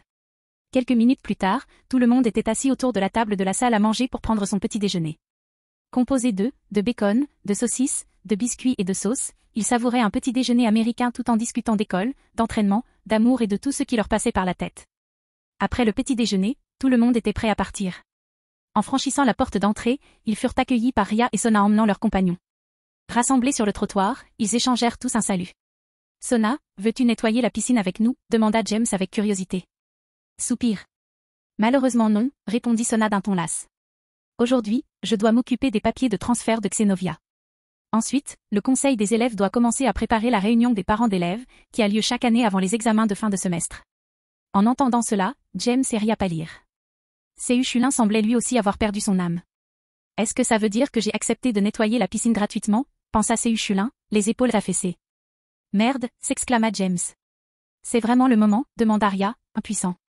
Akeno, Tsubaki et Raya rayonnaient de joie en voyant James, Sona et Ria se tordre de frustration. Tous les autres semblaient perplexes. « Je ne comprends pas » dit Misor d'un ton innocent. « Qu'est-ce qui ne va pas avec la fête des pères ?» Fu. Akeno rit avec son rire habituel. Normalement, rien. Mais pensez à qui est le plus susceptible de se présenter pour ces trois-là quand ils le découvriront, dit Tsubaki en ajustant ses lunettes avec un sourire. Alors imaginez à quel point les actes de ces gens seraient honteux. Raya rigola. Qu'ils soient intentionnels, comme dans le cas de James. Ou involontaires, comme dans le cas de Ria et Sona. Prenant un moment pour imaginer la scène dans sa classe le jour de la fête des pères, d'autres, confus, ont vu ces expressions se transformer en sourires amusés. « Oh, si seulement je pouvais être une mouche sur le mur » dit Seu Chulin avec un sourire malicieux sur son visage. « Eh bien, il faudrait que tu sois une mouche sur le mur aujourd'hui si tu veux voir Tsubaki après notre arrivée à l'école » rétorqua James. En entendant cela, l'humeur de Seu Chulin baissa à nouveau tandis que James affichait un sourire triomphant. Tout en marchant, le groupe continuait à parler de la fête des pères. Finalement, ils croisèrent Flora en chemin. 20 minutes plus tard, ils retrouvèrent Issei, Asia, Saji, Mio et Maria devant le portail de l'école. Puis, chacun entra dans l'enceinte de l'école et se dirigea vers sa destination. Les responsables du conseil des élèves se dirigèrent vers le bureau du conseil, tandis que tous les autres se dirigèrent vers les vestiaires près de la piscine pour se changer et enfiler des vêtements plus propres. Chapitre 126, l'épisode de la piscine. Monde humain, Japon, Kuo. Après être entrés dans les vestiaires, les membres de la noblesse de James et Ria n'ont pas perdu de temps pour enfiler leurs uniformes de sport et autres vêtements, sans se soucier d'être trempés de sueur. Puis, pendant les 2 heures qui ont suivi, ils ont tous travaillé ensemble pour nettoyer la piscine après l'avoir vidée. Puis, grâce à la magie d'Akeno, ils réussirent à remplir rapidement la piscine. Après avoir ajouté les produits chimiques appropriés en quantité suffisante, la piscine était prête pour la baignade. Et une fois de plus, le groupe entra dans les vestiaires. Cette fois, tout le monde portait un maillot de bain. Et, bien sûr, les garçons furent les premiers à partir.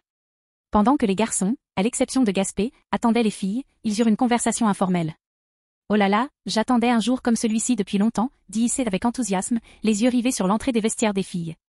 J'imagine à quel point tout le monde sera beau en maillot de bain. Si ton regard s'égare trop, ISE, dit James avec un sourire amical en posant la main sur l'épaule d'Issei. Je te propose 2 châtiments. Siroter. Issei ne put s'empêcher de déglutir en entendant le ton apparemment amical de James. Au même moment, Sei Shulin et Yuto se contentèrent de secouer la tête. Je me demande si ce gamin apprendra un jour, pensa Sei Shulin en observant l'interaction entre James et Issei. Ce n'est pas comme si James Sampé lui avait demandé de ne pas regarder, pensa Yuto. Il lui demande juste de garder ses intentions perverses pour lui. Je ne pense pas que ce soit trop demandé. Alors, quelles sont ces options que tu as mentionnées, Sampé, demanda Issei avec un sourire nerveux. Eh bien, je ne pense pas qu'il soit si mauvais, dit James en gardant son sourire amical. Je peux te faire subir un autre entraînement infernal, ou je peux t'arracher les yeux. Pas mal, non? Issei frissonna devant les options qui lui étaient proposées. Il était absolument terrifié par les séances d'entraînement infernal auxquelles il avait participé l'année dernière. Et le pire, c'est qu'à mesure qu'il gagnait en force, la difficulté de chaque séance augmentait.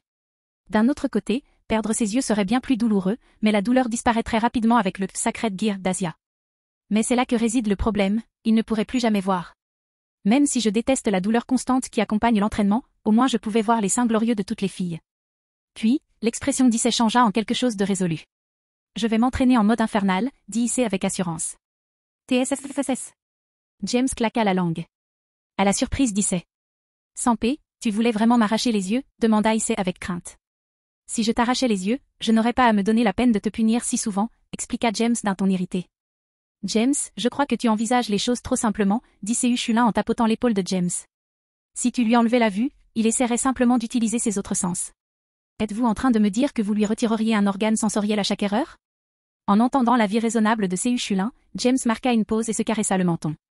Puis ses yeux s'illuminèrent. Je pourrais tous les prendre en même temps, dit James avec enthousiasme. Eh bien, c'est vrai, acquiesça Sei Shulin en haussant les épaules. Voyant le manque d'attention dont faisaient preuve les 2 enfants aînés pour son bien-être, Issei était vraiment effrayé. Je suis désolé, Sampé, dit Issei en baissant la tête. Je promets de faire mieux. Être meilleur dans quoi? Demanda James d'un ton innocent. Serrant les dents, Issei baissa encore plus la tête alors qu'il luttait pour parler. Je te promets que je ferai mieux si je ne regarde plus les seins de ta petite amie. Je ne pense pas que ce soit suffisant, dit James, les bras croisés. Soit tu le fais, soit tu ne le fais pas. Je promets que je ne le ferai pas, commença Issei. Oh, et cela inclut tous ceux que vos regards gênent, interrompit James. Sérieusement. Mio s'est plainte de vous 2 fois depuis qu'elle a rejoint la pairie de Ria hier. Issei ne put que détourner le regard, gêné. Yuto et Sei Shulin savaient que ce n'était pas entièrement de sa faute. Mio s'était un jour plainte simplement parce qu'Issei tournait la tête vers elle. Cependant, il comprenait aussi son comportement ces 2 dernières années. Soupir, promis, dit Issei, découragé. Bien, dit James avec un sourire radieux. J'espère vraiment que je n'aurai pas à retirer une partie de ton corps avant longtemps. Attends. Je pensais que ce serait un entraînement infernal, puisque je l'avais promis, s'exclama Issei, terrifié. J'ai dit ça, demanda James en inclinant la tête. Puis il tourna son attention vers Sei Shulin et Yuto. Lancé, Kiba, j'ai dit ça. Avec Sei Shulin et Yuto comme dernier espoir, Issei tourna également son attention vers les autres garçons. Non, répondit rapidement Sei Shulin. Il était également irrité par les regards narquois qui s'élançaient à sa petite amie. Désolé, Issei, mais c'est vrai, dit Yuto en haussant les épaules. James Sampé vient de te dire ce que tu dois faire pour éviter d'être puni. Merde. Murmura Issei pour lui-même après avoir réalisé qu'il aurait de sérieux ennuis s'il rompait sa promesse.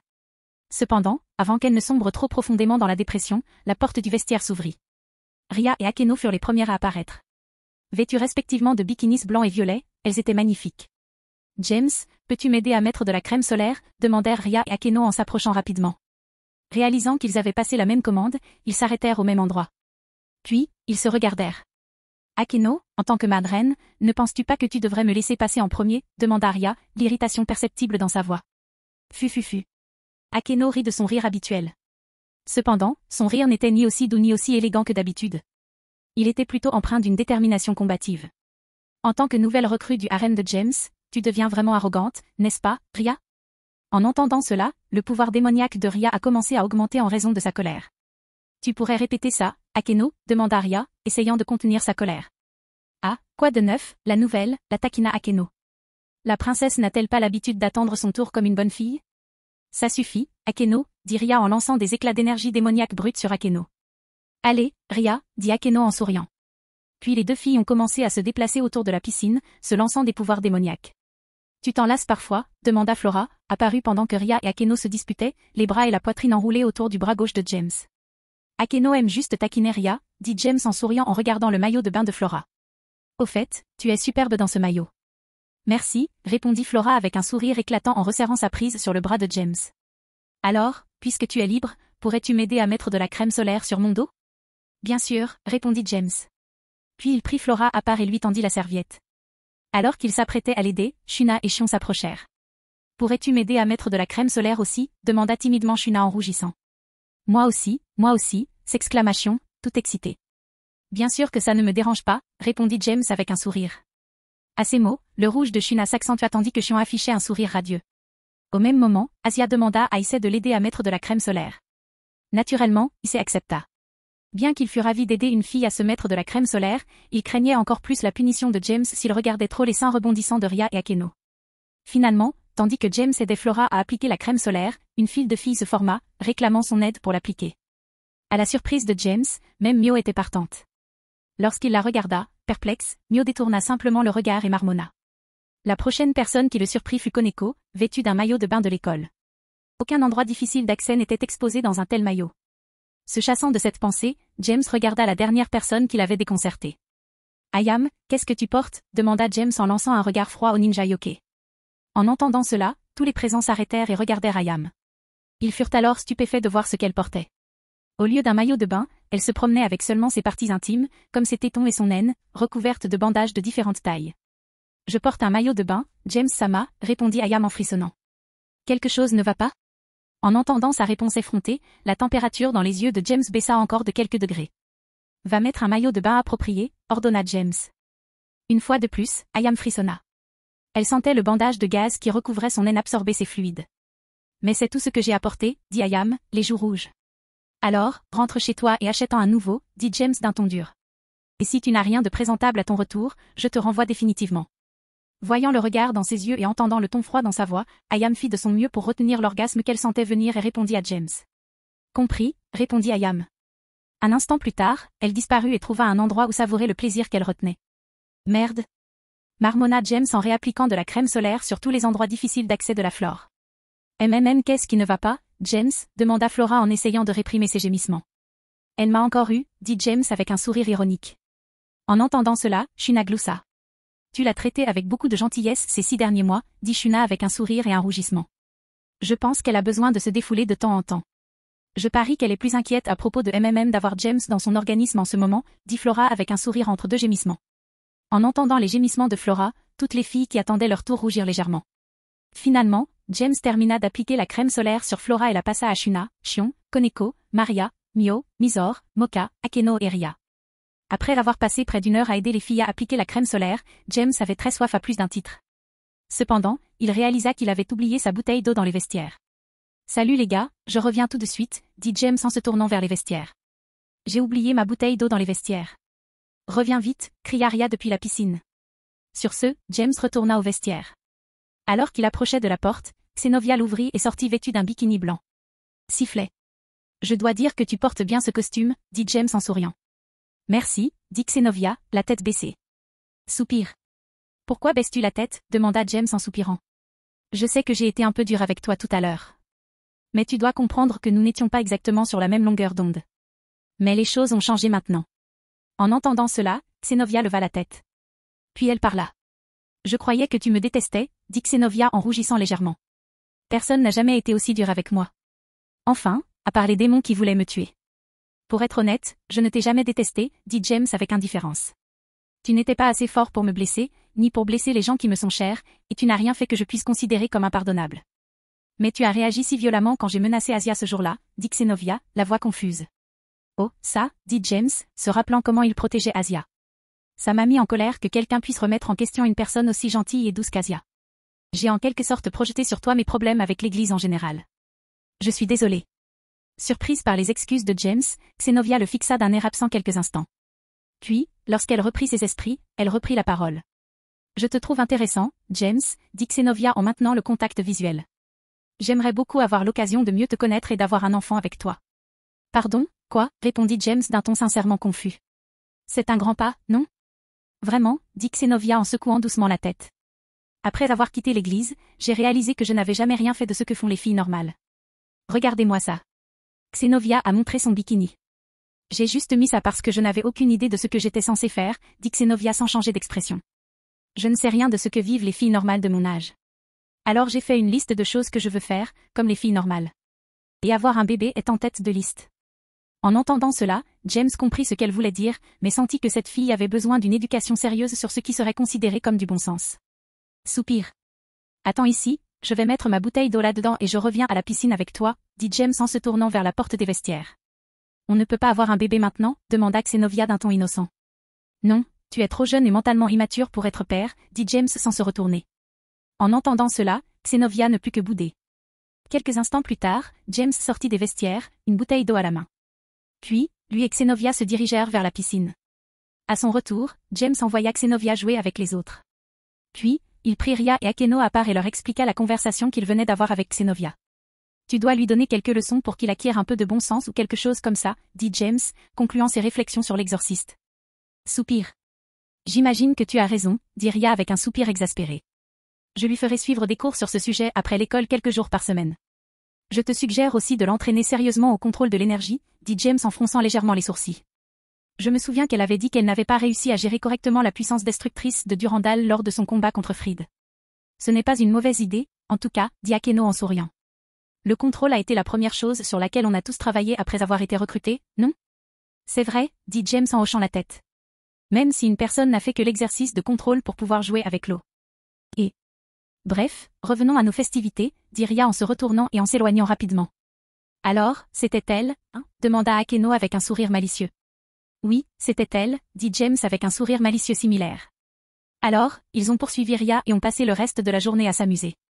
Chapitre 127, boire avec les filles. Enfer, territoire de Grémory, domaine de Grémory.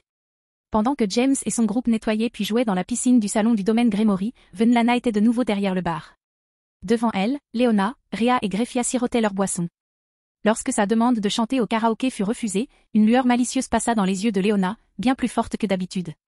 Bien que Léona ait dit à James qu'elle chanterait au karaoké avec les filles, car elle n'était pas préparée aux conséquences néfastes que pourrait causer le chant de Léona, Venlana, Ria et Greffia firent de leur mieux pour contrer ce projet. Elles finirent par se retrouver au salon du domaine Grémory. Alors, la fête des pères revient, dit Léona d'une voix chantante. Est-ce que l'un d'entre vous vient? Je devrais être libre cette année, dit Ria en sirotant une gorgée de son cosmos. Je crois que je rejoindrai mon mari cette année. Tu ne vas pas le dire à Sora? Demanda Venlana. Non, Sona risque de s'évanouir de honte, dit Ria en souriant. Ce serait mauvais pour son image de présidente du conseil étudiant. En entendant le raisonnement de Ria, les trois autres femmes acquiescèrent d'un signe de tête. Malheureusement, Venlana, Ria et Greffia ne remarquèrent pas l'éclat de plus en plus malicieux dans les yeux de Léona. Et toi, Lana? Demanda Léona après avoir bu une gorgée de sa tequila Sunrise. J'irai aussi cette année, répondit Venlana en préparant une margarita. Je remplacerai Zéo pour ce voyage. Oh. Je parie que son cœur s'est brisé en entendant ça, dit Léona en imaginant le visage constipé de Zéoticus de ne pas pouvoir voir sa petite fille à l'école. En entendant cela, les autres dames, dont Greffia, rirent. Puis, Ria demanda. Mais pourquoi as-tu décidé d'y aller cette année? Demanda Ria en essuyant une larme. Parce que... soupira Ria, presque en larmes, en s'approchant de moi. Venelana rigola. Son frère et son père étaient trop forts l'année dernière. Du moins, si on en croit ce qu'elle a dit. Mais je ne doute pas qu'ils agiront comme ça. Les yeux de Léona, Ria et Greffia s'illuminèrent à l'idée de l'histoire potentiellement embarrassante qu'elles avaient entendue. Mais avant que Venelana ne puisse continuer, Ria se tourna vers Léona et lui posa une question. Pourquoi sembles-tu si impatiente d'entendre cette histoire? Demanda Ria d'un ton confus. Tu n'étais pas là l'année dernière? PFF. Non, je ne l'étais pas, répondit Léona avant d'avaler le reste de son verre. Cassiel m'a obligée à le laisser partir l'année dernière. Comment a-t-il réussi à faire ça? Demanda Greffia, également intriguée par l'absence de Léona, qui avait saisi une excellente occasion de se moquer de James devant un public. Il a fait tanguer le bateau comme Alia pendant toute une nuit, dit Léona en souriant. Même avec mon physique démoniaque, je ne pouvais pas marcher dans la nuit.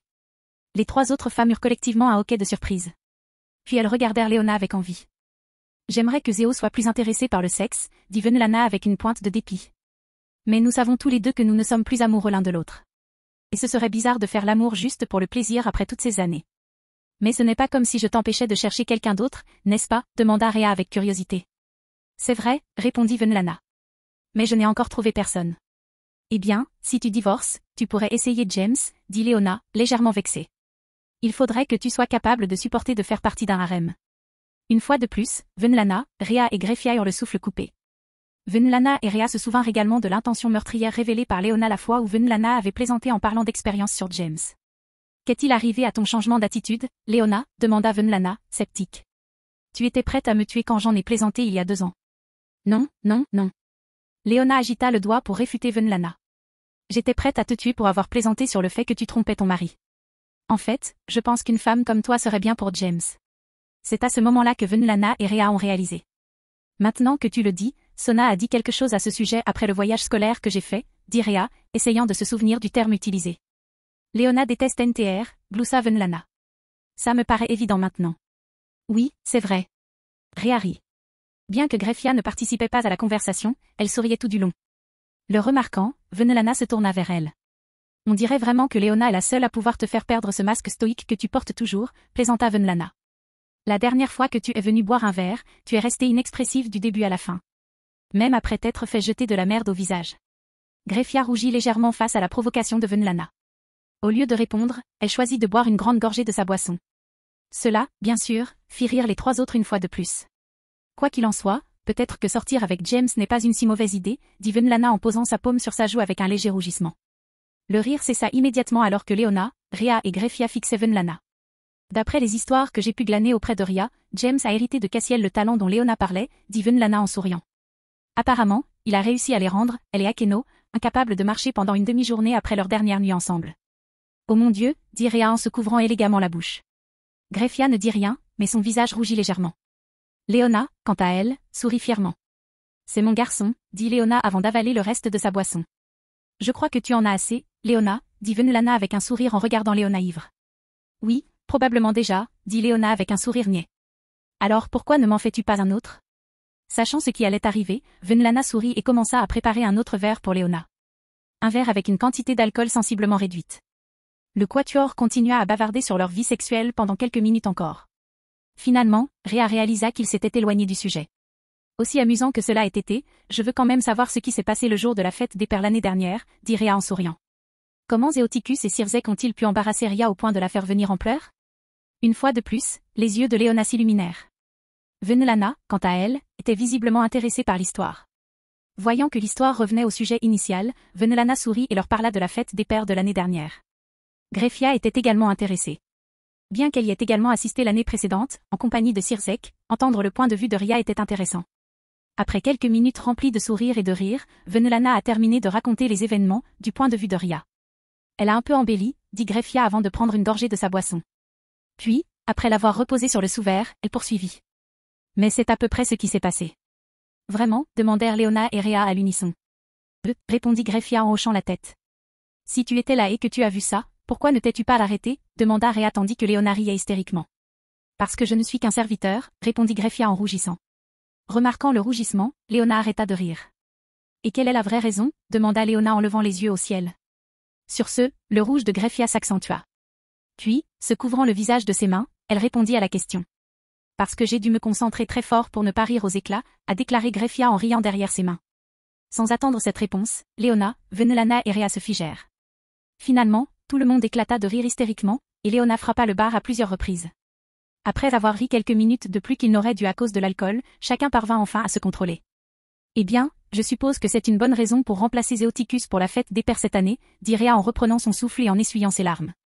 Malheureusement, ce n'est pas le moment le plus important de cette journée, n'est-ce pas? Bien. Venlana hocha la tête, l'air solennel. Il progresse enfin sur le traité de paix avec le ciel et Grigori, que Sirzek réclamait. Greffia a également partagé une expression solennelle avec sa belle-mère. Ça devrait être une bonne chose, dit Rhea en regardant Venlana et Greffia. Alors pourquoi avez-vous l'air si malheureux? Échangeant un regard, Venlana et Greffia eurent une brève conversation silencieuse avant d'acquiescer. Venlana se tourna alors vers Léona et Rhea. Soupir. Ce que je vais te dire, c'est que tu ne peux pas quitter cette pièce, dit Venlana d'un ton sérieux. Consciente de la gravité du problème, Léona et Rhea hochèrent la tête, l'air solennel. Voyant leur expression, Venlana toucha un poing sous le bar avant que les murs du couloir ne s'illuminent et que la porte ne soit masquée par une barrière. Une fois tout en place, Venlana regarda à nouveau Léona et Rhea. Léona, j'espère surtout que tu pourras garder le secret pour Cassiel, dit Venlana d'un ton solennel. Ne me dites pas que cette information pourrait ruiner la dynamique entre Cassiel et Sirzek, dit Léona, son ivresse semblant disparaître instantanément. en fait, je pourrais, dit Venlana en hochant la tête. Au lieu de répondre verbalement, Léona hocha la tête pour indiquer son accord. Venlana prit alors une grande inspiration et croisa à nouveau le regard de Greffia avant de parler. Soupire Léona, je suis sûr que James t'a parlé de l'attaque contre la base des anges déchus pour sauver Yukiona, kidnappée, n'est-ce pas, demanda Venlana. Oui, il me l'a dit. Léona hocha la tête. Tout le monde devrait le savoir maintenant, dit Rhea en penchant la tête, perplexe. Quel rapport avec ça? J'y arrive, dit Venlana, l'air inchangé. Quand James et son noble entrèrent dans le complexe et affrontèrent les anges déchus, l'un d'eux fit une remarque désinvolte sur le fait que le conseil du diable envoyait de jeunes démons en mission. Uniquement pour informer les anges déchus afin de les éliminer. En entendant cela, Rhea se figea sous le choc. Ce n'est pas vrai, n'est-ce pas? Demanda Rhea, choquée. Les yeux tremblants, elle poursuivit. Non, ce n'est pas possible. Ce sont sûrement les anges déchus qui essaient de les démoraliser. Rhea, calme-toi, dit Léona en posant sa main sur son épaule, paniquée. Je crois qu'il y a autre chose dans cette histoire. Venlana acquiesça en réponse à l'hypothèse de Léona et poursuivit. Elle expliqua comment Greffia avait contacté quelqu'un pour enquêter sur les accusations. Elle expliqua ensuite comment Greffia avait trouvé des preuves dans sa chambre la nuit suivant l'annulation officielle des fiançailles de Rhea et Rizé. Et enfin, elle expliqua ce qui s'était passé lorsque Greffia avait apporté les preuves à Sirzek. Après son explication, le silence s'était installé dans la salle. Soupir. Ton orgueil te mènera à ta perte un jour, dit Léona en soupirant. Plus important encore, j'ai le sentiment que James devra réparer ce bazar. Enfin, il finira par réparer tous les autres bazars, non? Même si le seul désordre qu'il a fait récemment est de Gateria, je suppose que tu n'as pas tort, dit Venlana avec un sourire ironique. Comment pouvez-vous jouer tous les deux? Demanda Rhea, incrédule. C'est un gros problème. Oui, c'est un gros problème, répondit Léona en souriant. Mais que veux-tu qu'on fasse? Rhea n'avait pas de réponse à la question de Léona. Alors Léona continua. Comme nous ne pouvons rien y faire, il n'y a aucune raison de stresser. Grâce aux efforts conjugués de Léona, Venlana et Greffia, elles réussirent à calmer Rhea au bout de quelques minutes. Venlana reprit alors la parole. Ce qui rend la situation encore plus exaspérante, c'est que Sirzek conclut des alliances avec des forces extérieures avant de nettoyer son propre jardin, a déclaré Venlana avec exaspération. Après cela, le groupe de 4 femmes a décidé de discuter de sujets moins sérieux afin de pouvoir simplement profiter de leur boisson. Enfer, territoire de Satan, capitale, Lilith. Pendant que Léona, Venlana, Rhea et Greffia buvaient, ce rafale terminait des papiers qu'elle laissait s'accumuler. Jusqu'à ce qu'elle reçoive un appel de Léona. Lorsqu'elle décrocha, Léona ne répondit pas. Cependant, elle entendait les 4 femmes discuter d'un sujet qui l'intéressait. C'est la fête des pères, hein, se dit ce rafale en souriant. Si Sirzek Chan y va, alors il n'y a aucune raison que je n'y aille pas aussi. Pendant un moment, ce rafale écouta et rit de la conversation que sa mère et ses amis avaient sans elle. Rien que de penser à elle s'amusant sans elle, elle commença à bouder. Cependant, elle fut surprise de voir l'appel soudainement interrompu.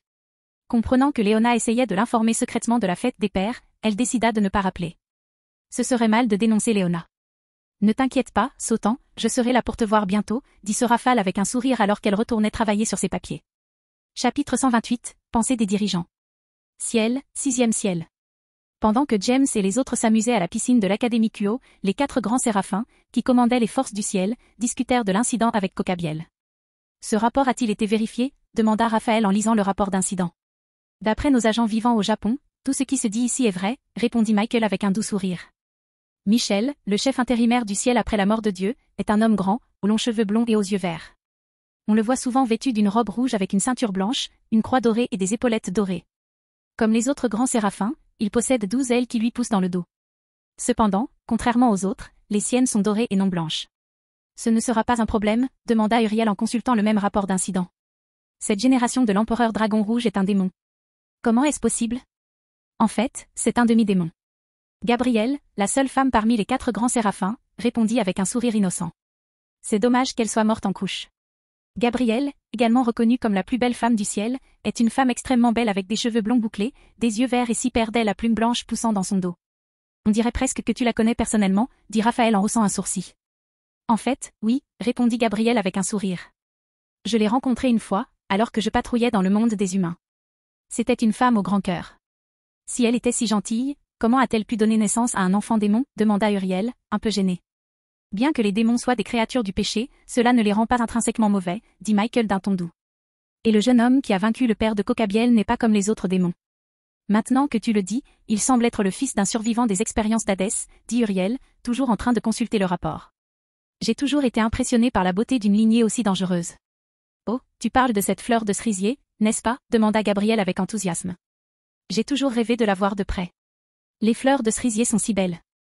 En entendant cela, Michael, Raphaël et Uriel ne purent que regarder l'innocent Gabriel avec un sourire affectueux. Bien qu'ils sachent que ce serait dangereux, ils cherchaient tous des moyens de réaliser le vœu de leur sœur de voir sans bons Sakura.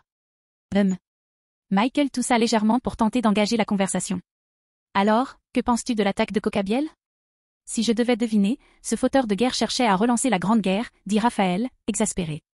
Visiblement, il se fiche que les anges déchus disparaissent à cause de ça. Je pense qu'il y a plus que ça, a déclaré Uriel, en rédigeant enfin le rapport d'incident. Je suis d'accord. Michael hocha la tête.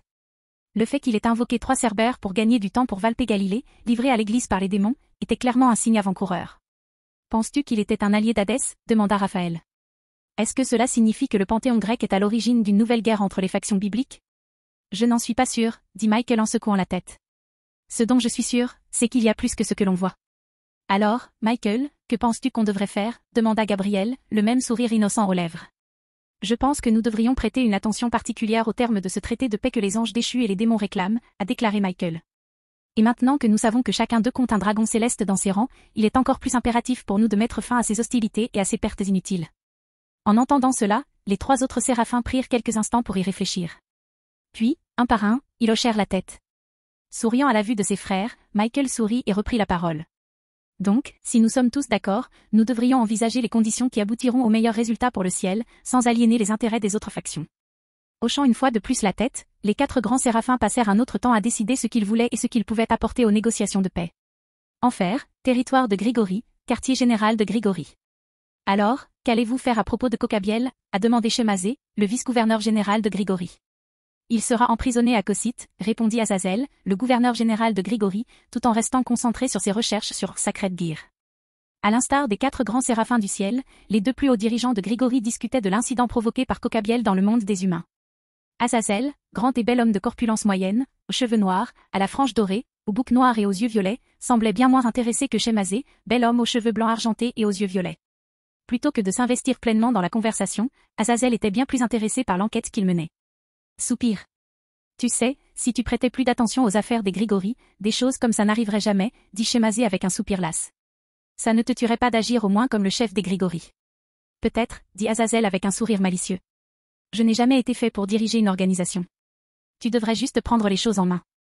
Ignorant la proposition d'Azazel, Shemazé posa la question suivante dans son esprit. Alors, quelle information as-tu réussi à soutirer à Cocabiel avant de l'arrêter? Demanda Shemazé, sans trop s'attendre à grand-chose. Il a dit qu'il n'était pas le seul à se lasser de la paix qui règne dans le monde, dit Azazel en levant enfin les yeux de ses recherches. Si je devais deviner, il y a probablement un groupe, dont je n'ai pas réussi à faire sortir le nom de la bouche de Cocabiel, qui veut changer l'ordre mondial actuel. Shemazai fut surpris par les spéculations d'Azazel. Selon lui, Cocabiel n'était qu'un extrémiste aspirant à la guerre et agissant de son propre chef. Mais Cocabiel déteste trop tout le monde pour une chose pareille, non? Demanda Shemazé d'un ton confus. Enfin, tu l'imagines travailler avec quelqu'un d'autre? Surtout si cette personne n'est pas un ange déchu? Je pourrais, répondit Azazel en hochant la tête. Tant que les objectifs de cette personne mènent à une autre guerre majeure, Cocabiel serait partant. Même si cela impliquait une trahison. Tant qu'il commandait une légion de soldats assez longtemps, ce serait tout simplement formidable. S'arrêtant pour réfléchir à nouveau à la personnalité de Cocabiel, Shemazé ne put s'empêcher d'approuver l'analyse d'Azazel. Secouant la tête, Shemazé chassa de son esprit l'idée de son ancien compagnon. Alors, qu'allons-nous faire du chaos auquel Cocabiel a fait allusion? Demanda Shemazé. Nous prierons pour la paix avec le ciel et les démons, dit Azazel en souriant.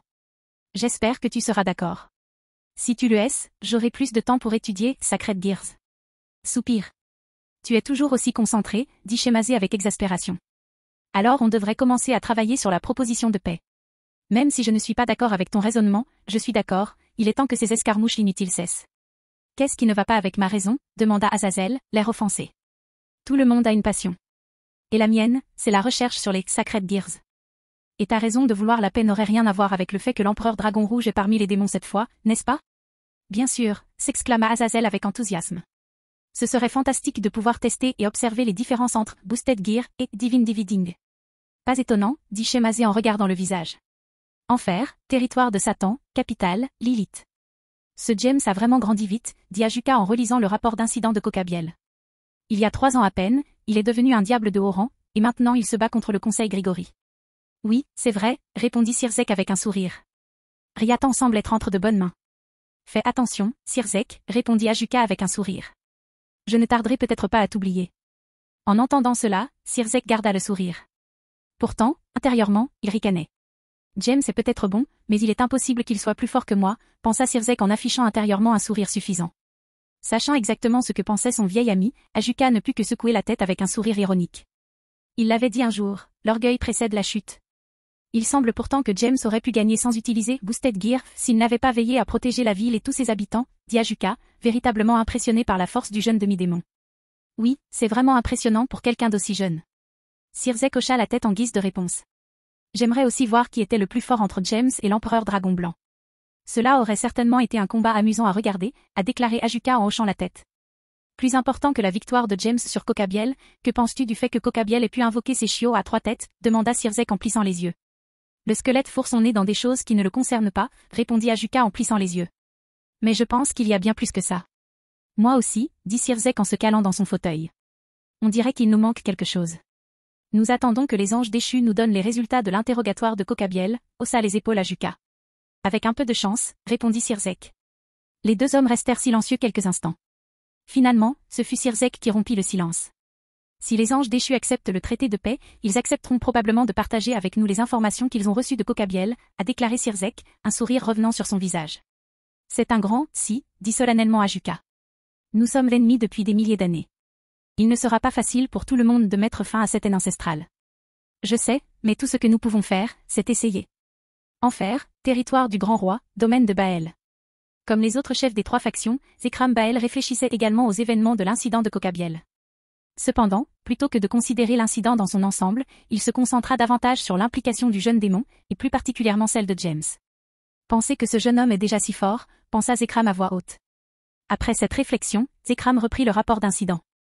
Il pourrait sans doute le réciter à l'envers à ce stade. Cependant, il ressentait encore le besoin de relire les passages qui l'intéressaient. Bien que ce rapport soit un peu exagéré, il semble que l'enfant d'Alavru aurait pu vaincre Cocabiel sans utiliser son Sacred Gear, dit Zekram en relisant la description du combat de James contre Cocabiel. Et dire qu'il cachait qu'il était l'empereur dragon rouge de cette génération. Après avoir lu ce qu'il voulait, Zekram reposa le document sur son bureau. Puis il se tut, réfléchissant. Pouah! Ces idiots du conseil ont oublié ce que signifie vraiment être un démon, dit Zekram en se levant de sa chaise. La pureté du sang n'est que secondaire. Ce qu'un démon devrait véritablement désirer et respecter, c'est la force. Et seulement la force. Tout en parlant, Zekram quitta ses appartements privés. Se dirigeant vers la salle à manger, il donna un ordre au premier serviteur qu'il trouva. Informez le conseil que je convoque une réunion d'urgence, dit Zekram, sans même tourner la tête dans la direction du serviteur. Comme tu l'ordonnes, Seigneur Zekram, dit le serviteur en s'inclinant avec déférence. Alors qu'il se dirigeait vers la salle à manger, Zekram continuait à réfléchir. Ces idiots à courte vue pensent que je méprise les gens de basse extraction à cause d'une doctrine suprématiste du sang pur. Zekram pensa, dédaignant les autres membres de la faction du Grand Roi. Il devrait savoir qu'il est extrêmement rare que les personnes de lignée inférieure acquièrent de la force. Mais au lieu de récompenser ceux qui en sont capables, ils font tout ce qu'ils peuvent pour anéantir leur potentiel. Sinon, tuez-les immédiatement. Et ils ont réussi trop souvent pour être comptés. Il est peut-être temps de commencer à réduire leurs effectifs. Chapitre 129, une autre promotion? Vraiment? Monde humain, Japon, Kuo. Cela faisait plusieurs semaines que les nobles de James et Rya n'avaient pas eu de journée piscine. Durant ces quelques semaines, rien de particulier ne s'était passé. Mio, Maria et Xenovia avaient commencé leur entraînement avec la noblesse de Gremory, se concentrant sur le contrôle de leur énergie démoniaque.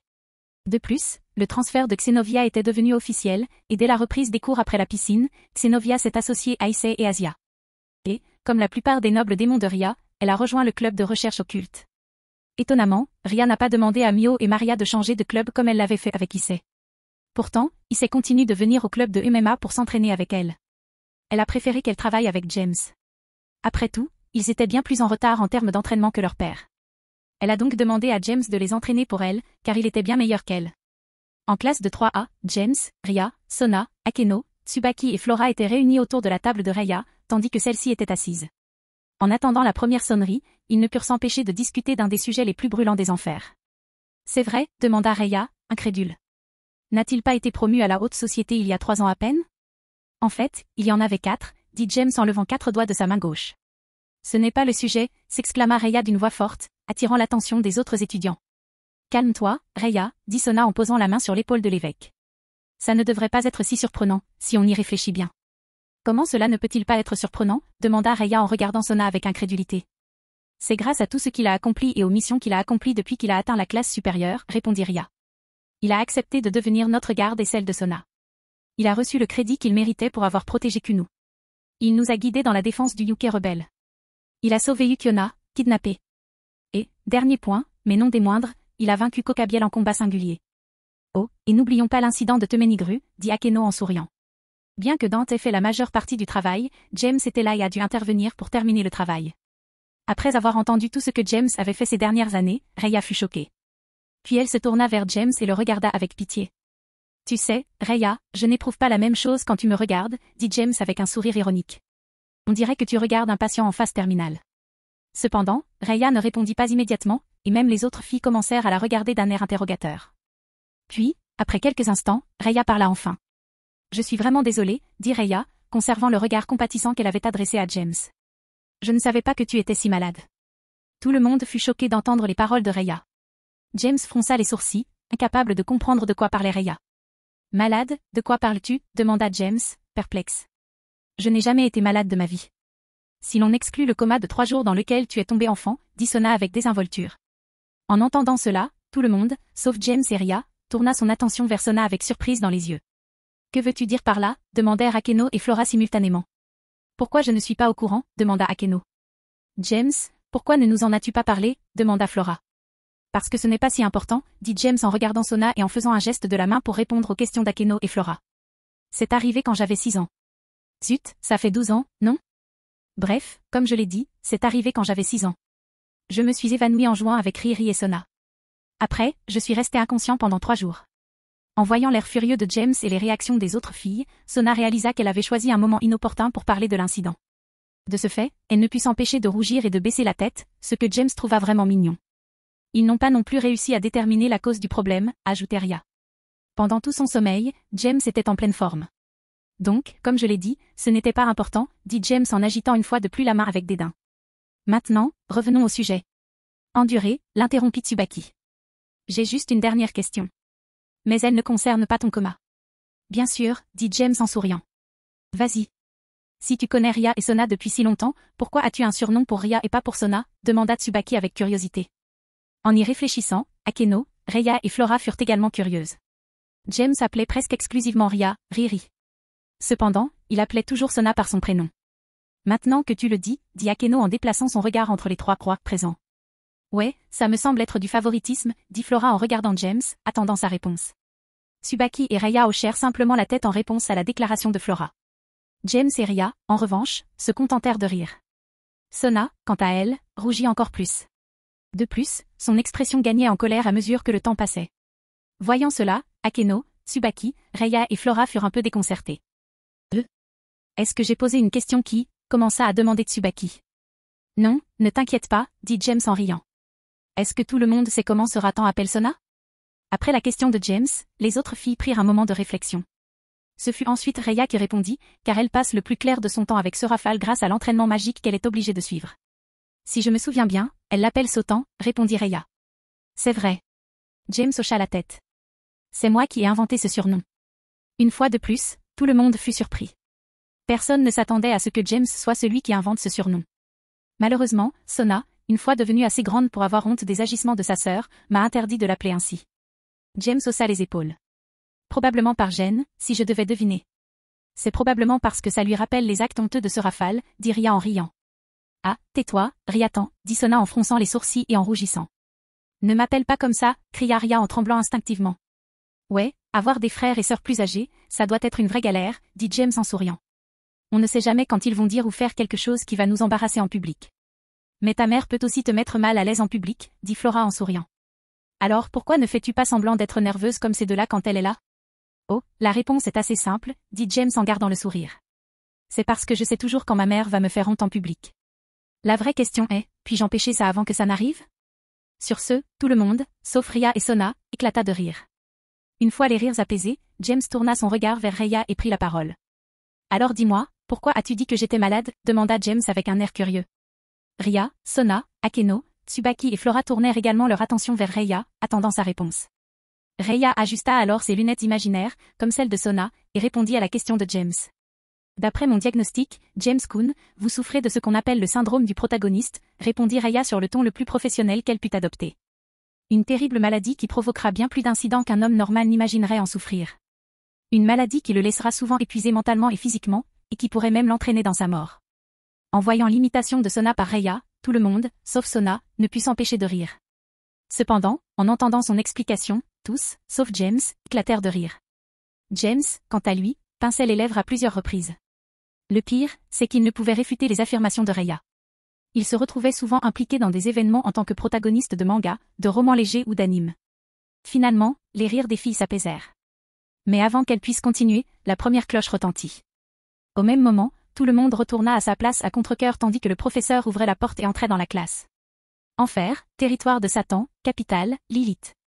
Dans la salle de réunion de Satan, les 4 grands Satans se sont réunis pour discuter de la même nouvelle dont James et les filles parlaient initialement. Que sont ces fossiles prévus par le conseil, demanda Sirzek en regardant le journal avec un air renfrogné. Ils ont obligé James à franchir tant d'obstacles pour obtenir les qualifications de la classe supérieure. Pourquoi lui facilite-t-il si facilement l'accès à la classe suprême? S'il était vrai que Sirzek s'inquiétait du bien-être de James, ses progrès rapides le mettaient également mal à l'aise. James n'avait que 18 ans. Devenir un diable de classe ultime à un si jeune âge aurait battu son propre record de 21 ans. Ouais, ça paraît étrange qu'il le récompense comme il se doit pour ses mérites, dit Ajuka en lançant un regard curieux à Sirzek. Il ne refuserait pas la demande de promotion de James par fierté, n'est-ce pas, pensa Ajuka. Et comme Ajuka l'avait prévu, Sirzek envisageait de rejeter la demande du conseil. Il ne supportait pas l'idée que quelqu'un soit meilleur que lui dans un domaine qu'il jugeait important. Et devenir le plus jeune diable à accéder à la classe ultime était une fierté pour Sirzek. Je suis content pour Gekun, a déclaré Serafal avec enthousiasme. Il le mérite. Il a vraiment travaillé dur. En entendant cela, les 3 autres hochèrent la tête. De plus, Sautan s'emporterait mieux si elle épousait un membre de la classe ultime, dit Serafal en souriant. Et avec cela, le projet de Sirzek de refuser la promotion fut brutalement interrompu. Il savait que les fiançailles de Rhia avec James seraient bientôt annoncées. Et comme pour Sona, Rhia aurait une meilleure capacité à juger son compagnon si James était de la classe suprême plutôt que de la classe supérieure. Je ne sais pas quoi faire, pensa Sirzek en attrapant ses cheveux roux détachés. Je n'apprécie pas que James m'ait surpassé dans un domaine, mais ce serait bon pour la réputation de Rhiatan. Que dois-je faire? En voyant les agissements de Sirzek, tous les présents étaient perplexes. Ajuka l'était pour une raison différente des 2 autres. Connaissant si bien Sirzek, il savait exactement ce qui se passait dans la tête de son meilleur ami. Cependant, ce qui le troublait, c'était Serafal. A-t-il volontairement évoqué les fiançailles de Sona et James, se demanda Ajuka. S'est-il rendu compte que Sirzek allait refuser une promotion à James pour une raison inconnue et a-t-il inventé ça pour le faire réfléchir? On sait tous qu'il est intelligent, mais peut-être qu'il l'est encore plus qu'on ne le pensait. Tandis qu'Ajuka réfléchissait, il regarda Serafal avec curiosité. Remarquant son étrange regard, Serafal se tourna vers Ajuka. Puis, ne comprenant pas pourquoi il la regardait ainsi, elle inclina tendrement la tête. Qu'est-ce qui ne va pas, Ajuka-chan, demanda Serafal en souriant. J'ai quelque chose sur le visage? Non, répondit simplement Ajuka en secouant la tête. J'étais perdu dans mes pensées. Je n'ai jamais rencontré ce type, dit le 4e membre des 4 grands Satans, Falbium Asmo II, un homme grand et chauve avec une barbiche et une expression léthargique. À quoi ressemble-t-il?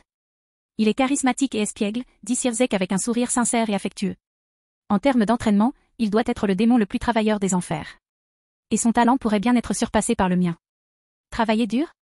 Non, merci, répondit Falbium avec un hochement de tête dédaigneux.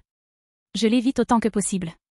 Crois-moi, nous le savons tous, Falbium, dit Ajuka avec un sourire ironique. C'est un fait bien connu dans les enfers que Falbium Asmo II, anciennement Falbium Glaciolabola, est peut-être le démon le plus paresseux du monde. La paresse est le seul péché qu'on lui ait jamais associé. Quoi qu'il en soit, que devons-nous faire de cette requête, demanda Ajuka, essayant de ramener la conversation à son sujet. Même si le conseil complotait quelque chose, en tant que membre de la haute classe, il ne pourrait pas lui faire grand-chose ouvertement. Et avec la force de James, peu de gens aux enfers pourraient lui faire du mal. En entendant cela, Serafal et Falbium hochèrent la tête. Seul Sirzek semblait encore indécis. Finalement, il soupira et acquiesça à son tour. Avec un sourire, il prit la parole.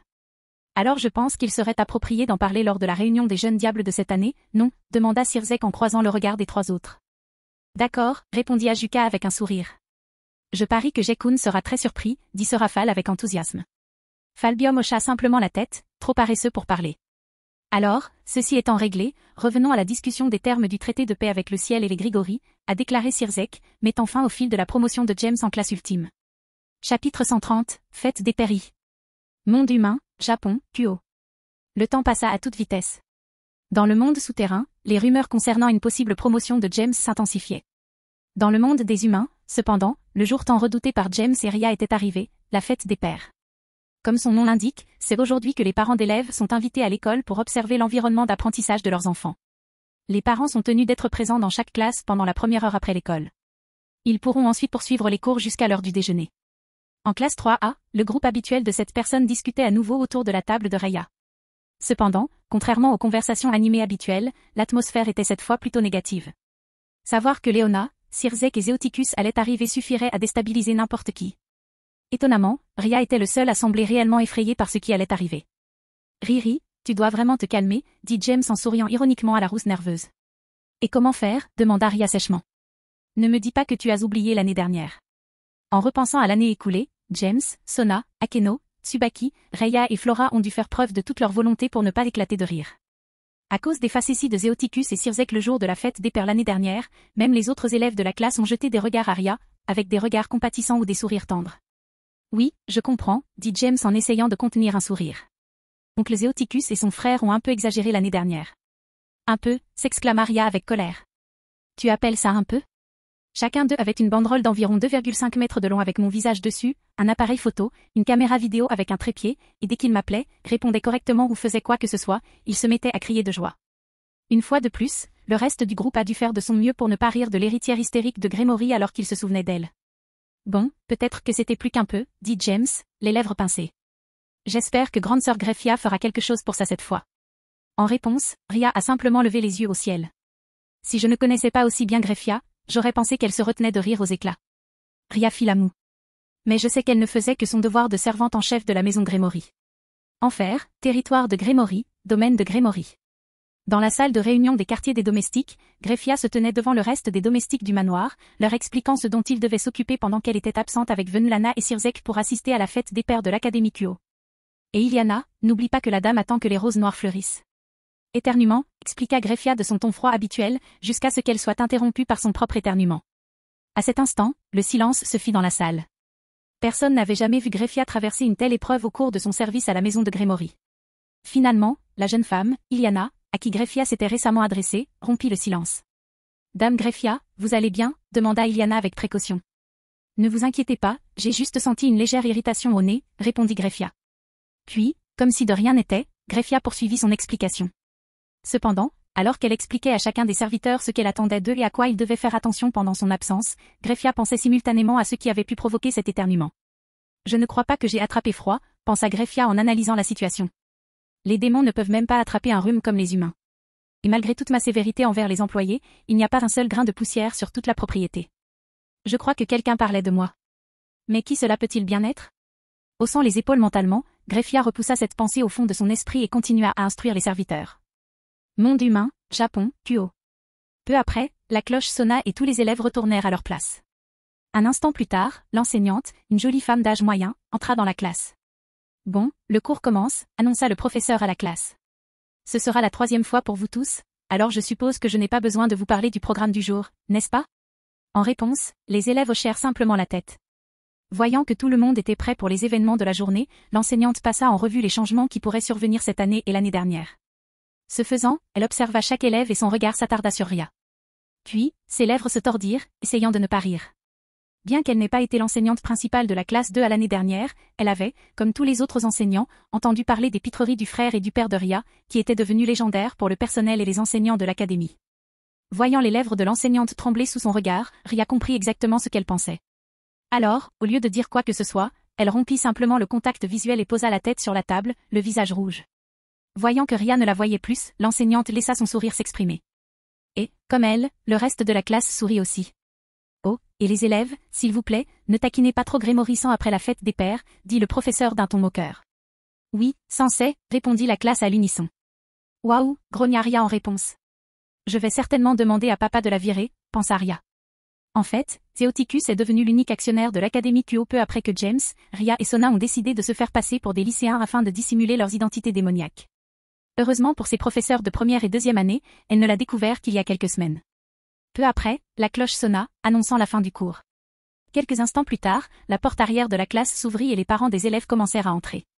Et comme prévu, Léona fut la première des 3 parents en difficulté à entrer. James, mon chou, s'écria Léona en regardant James. Tu m'as tellement manqué. Maman, s'exclama James avec joie. Je suis parti de chez moi il y a seulement 2 heures. Ta mémoire à court terme fonctionne à nouveau? En entendant cela, Léona se figea un instant. Elle ne s'attendait certainement pas à ce que James réponde pendant le cours. De plus, les autres parents qui étaient entrés avant elle et ceux juste derrière elle la regardaient avec pitié. Consciente de sa défaite, Léona serra les dents et murmura quelques mots à son fils. Attends un peu. C'est ce que James parvint à déchiffrer en lisant sur ses lèvres. En retour, James prononça une phrase. Allons-y, c'est ce que Léona remarqua en lisant sur ses lèvres. Le duo mère-fils échangèrent alors un sourire tendre avant que James ne revienne devant la classe.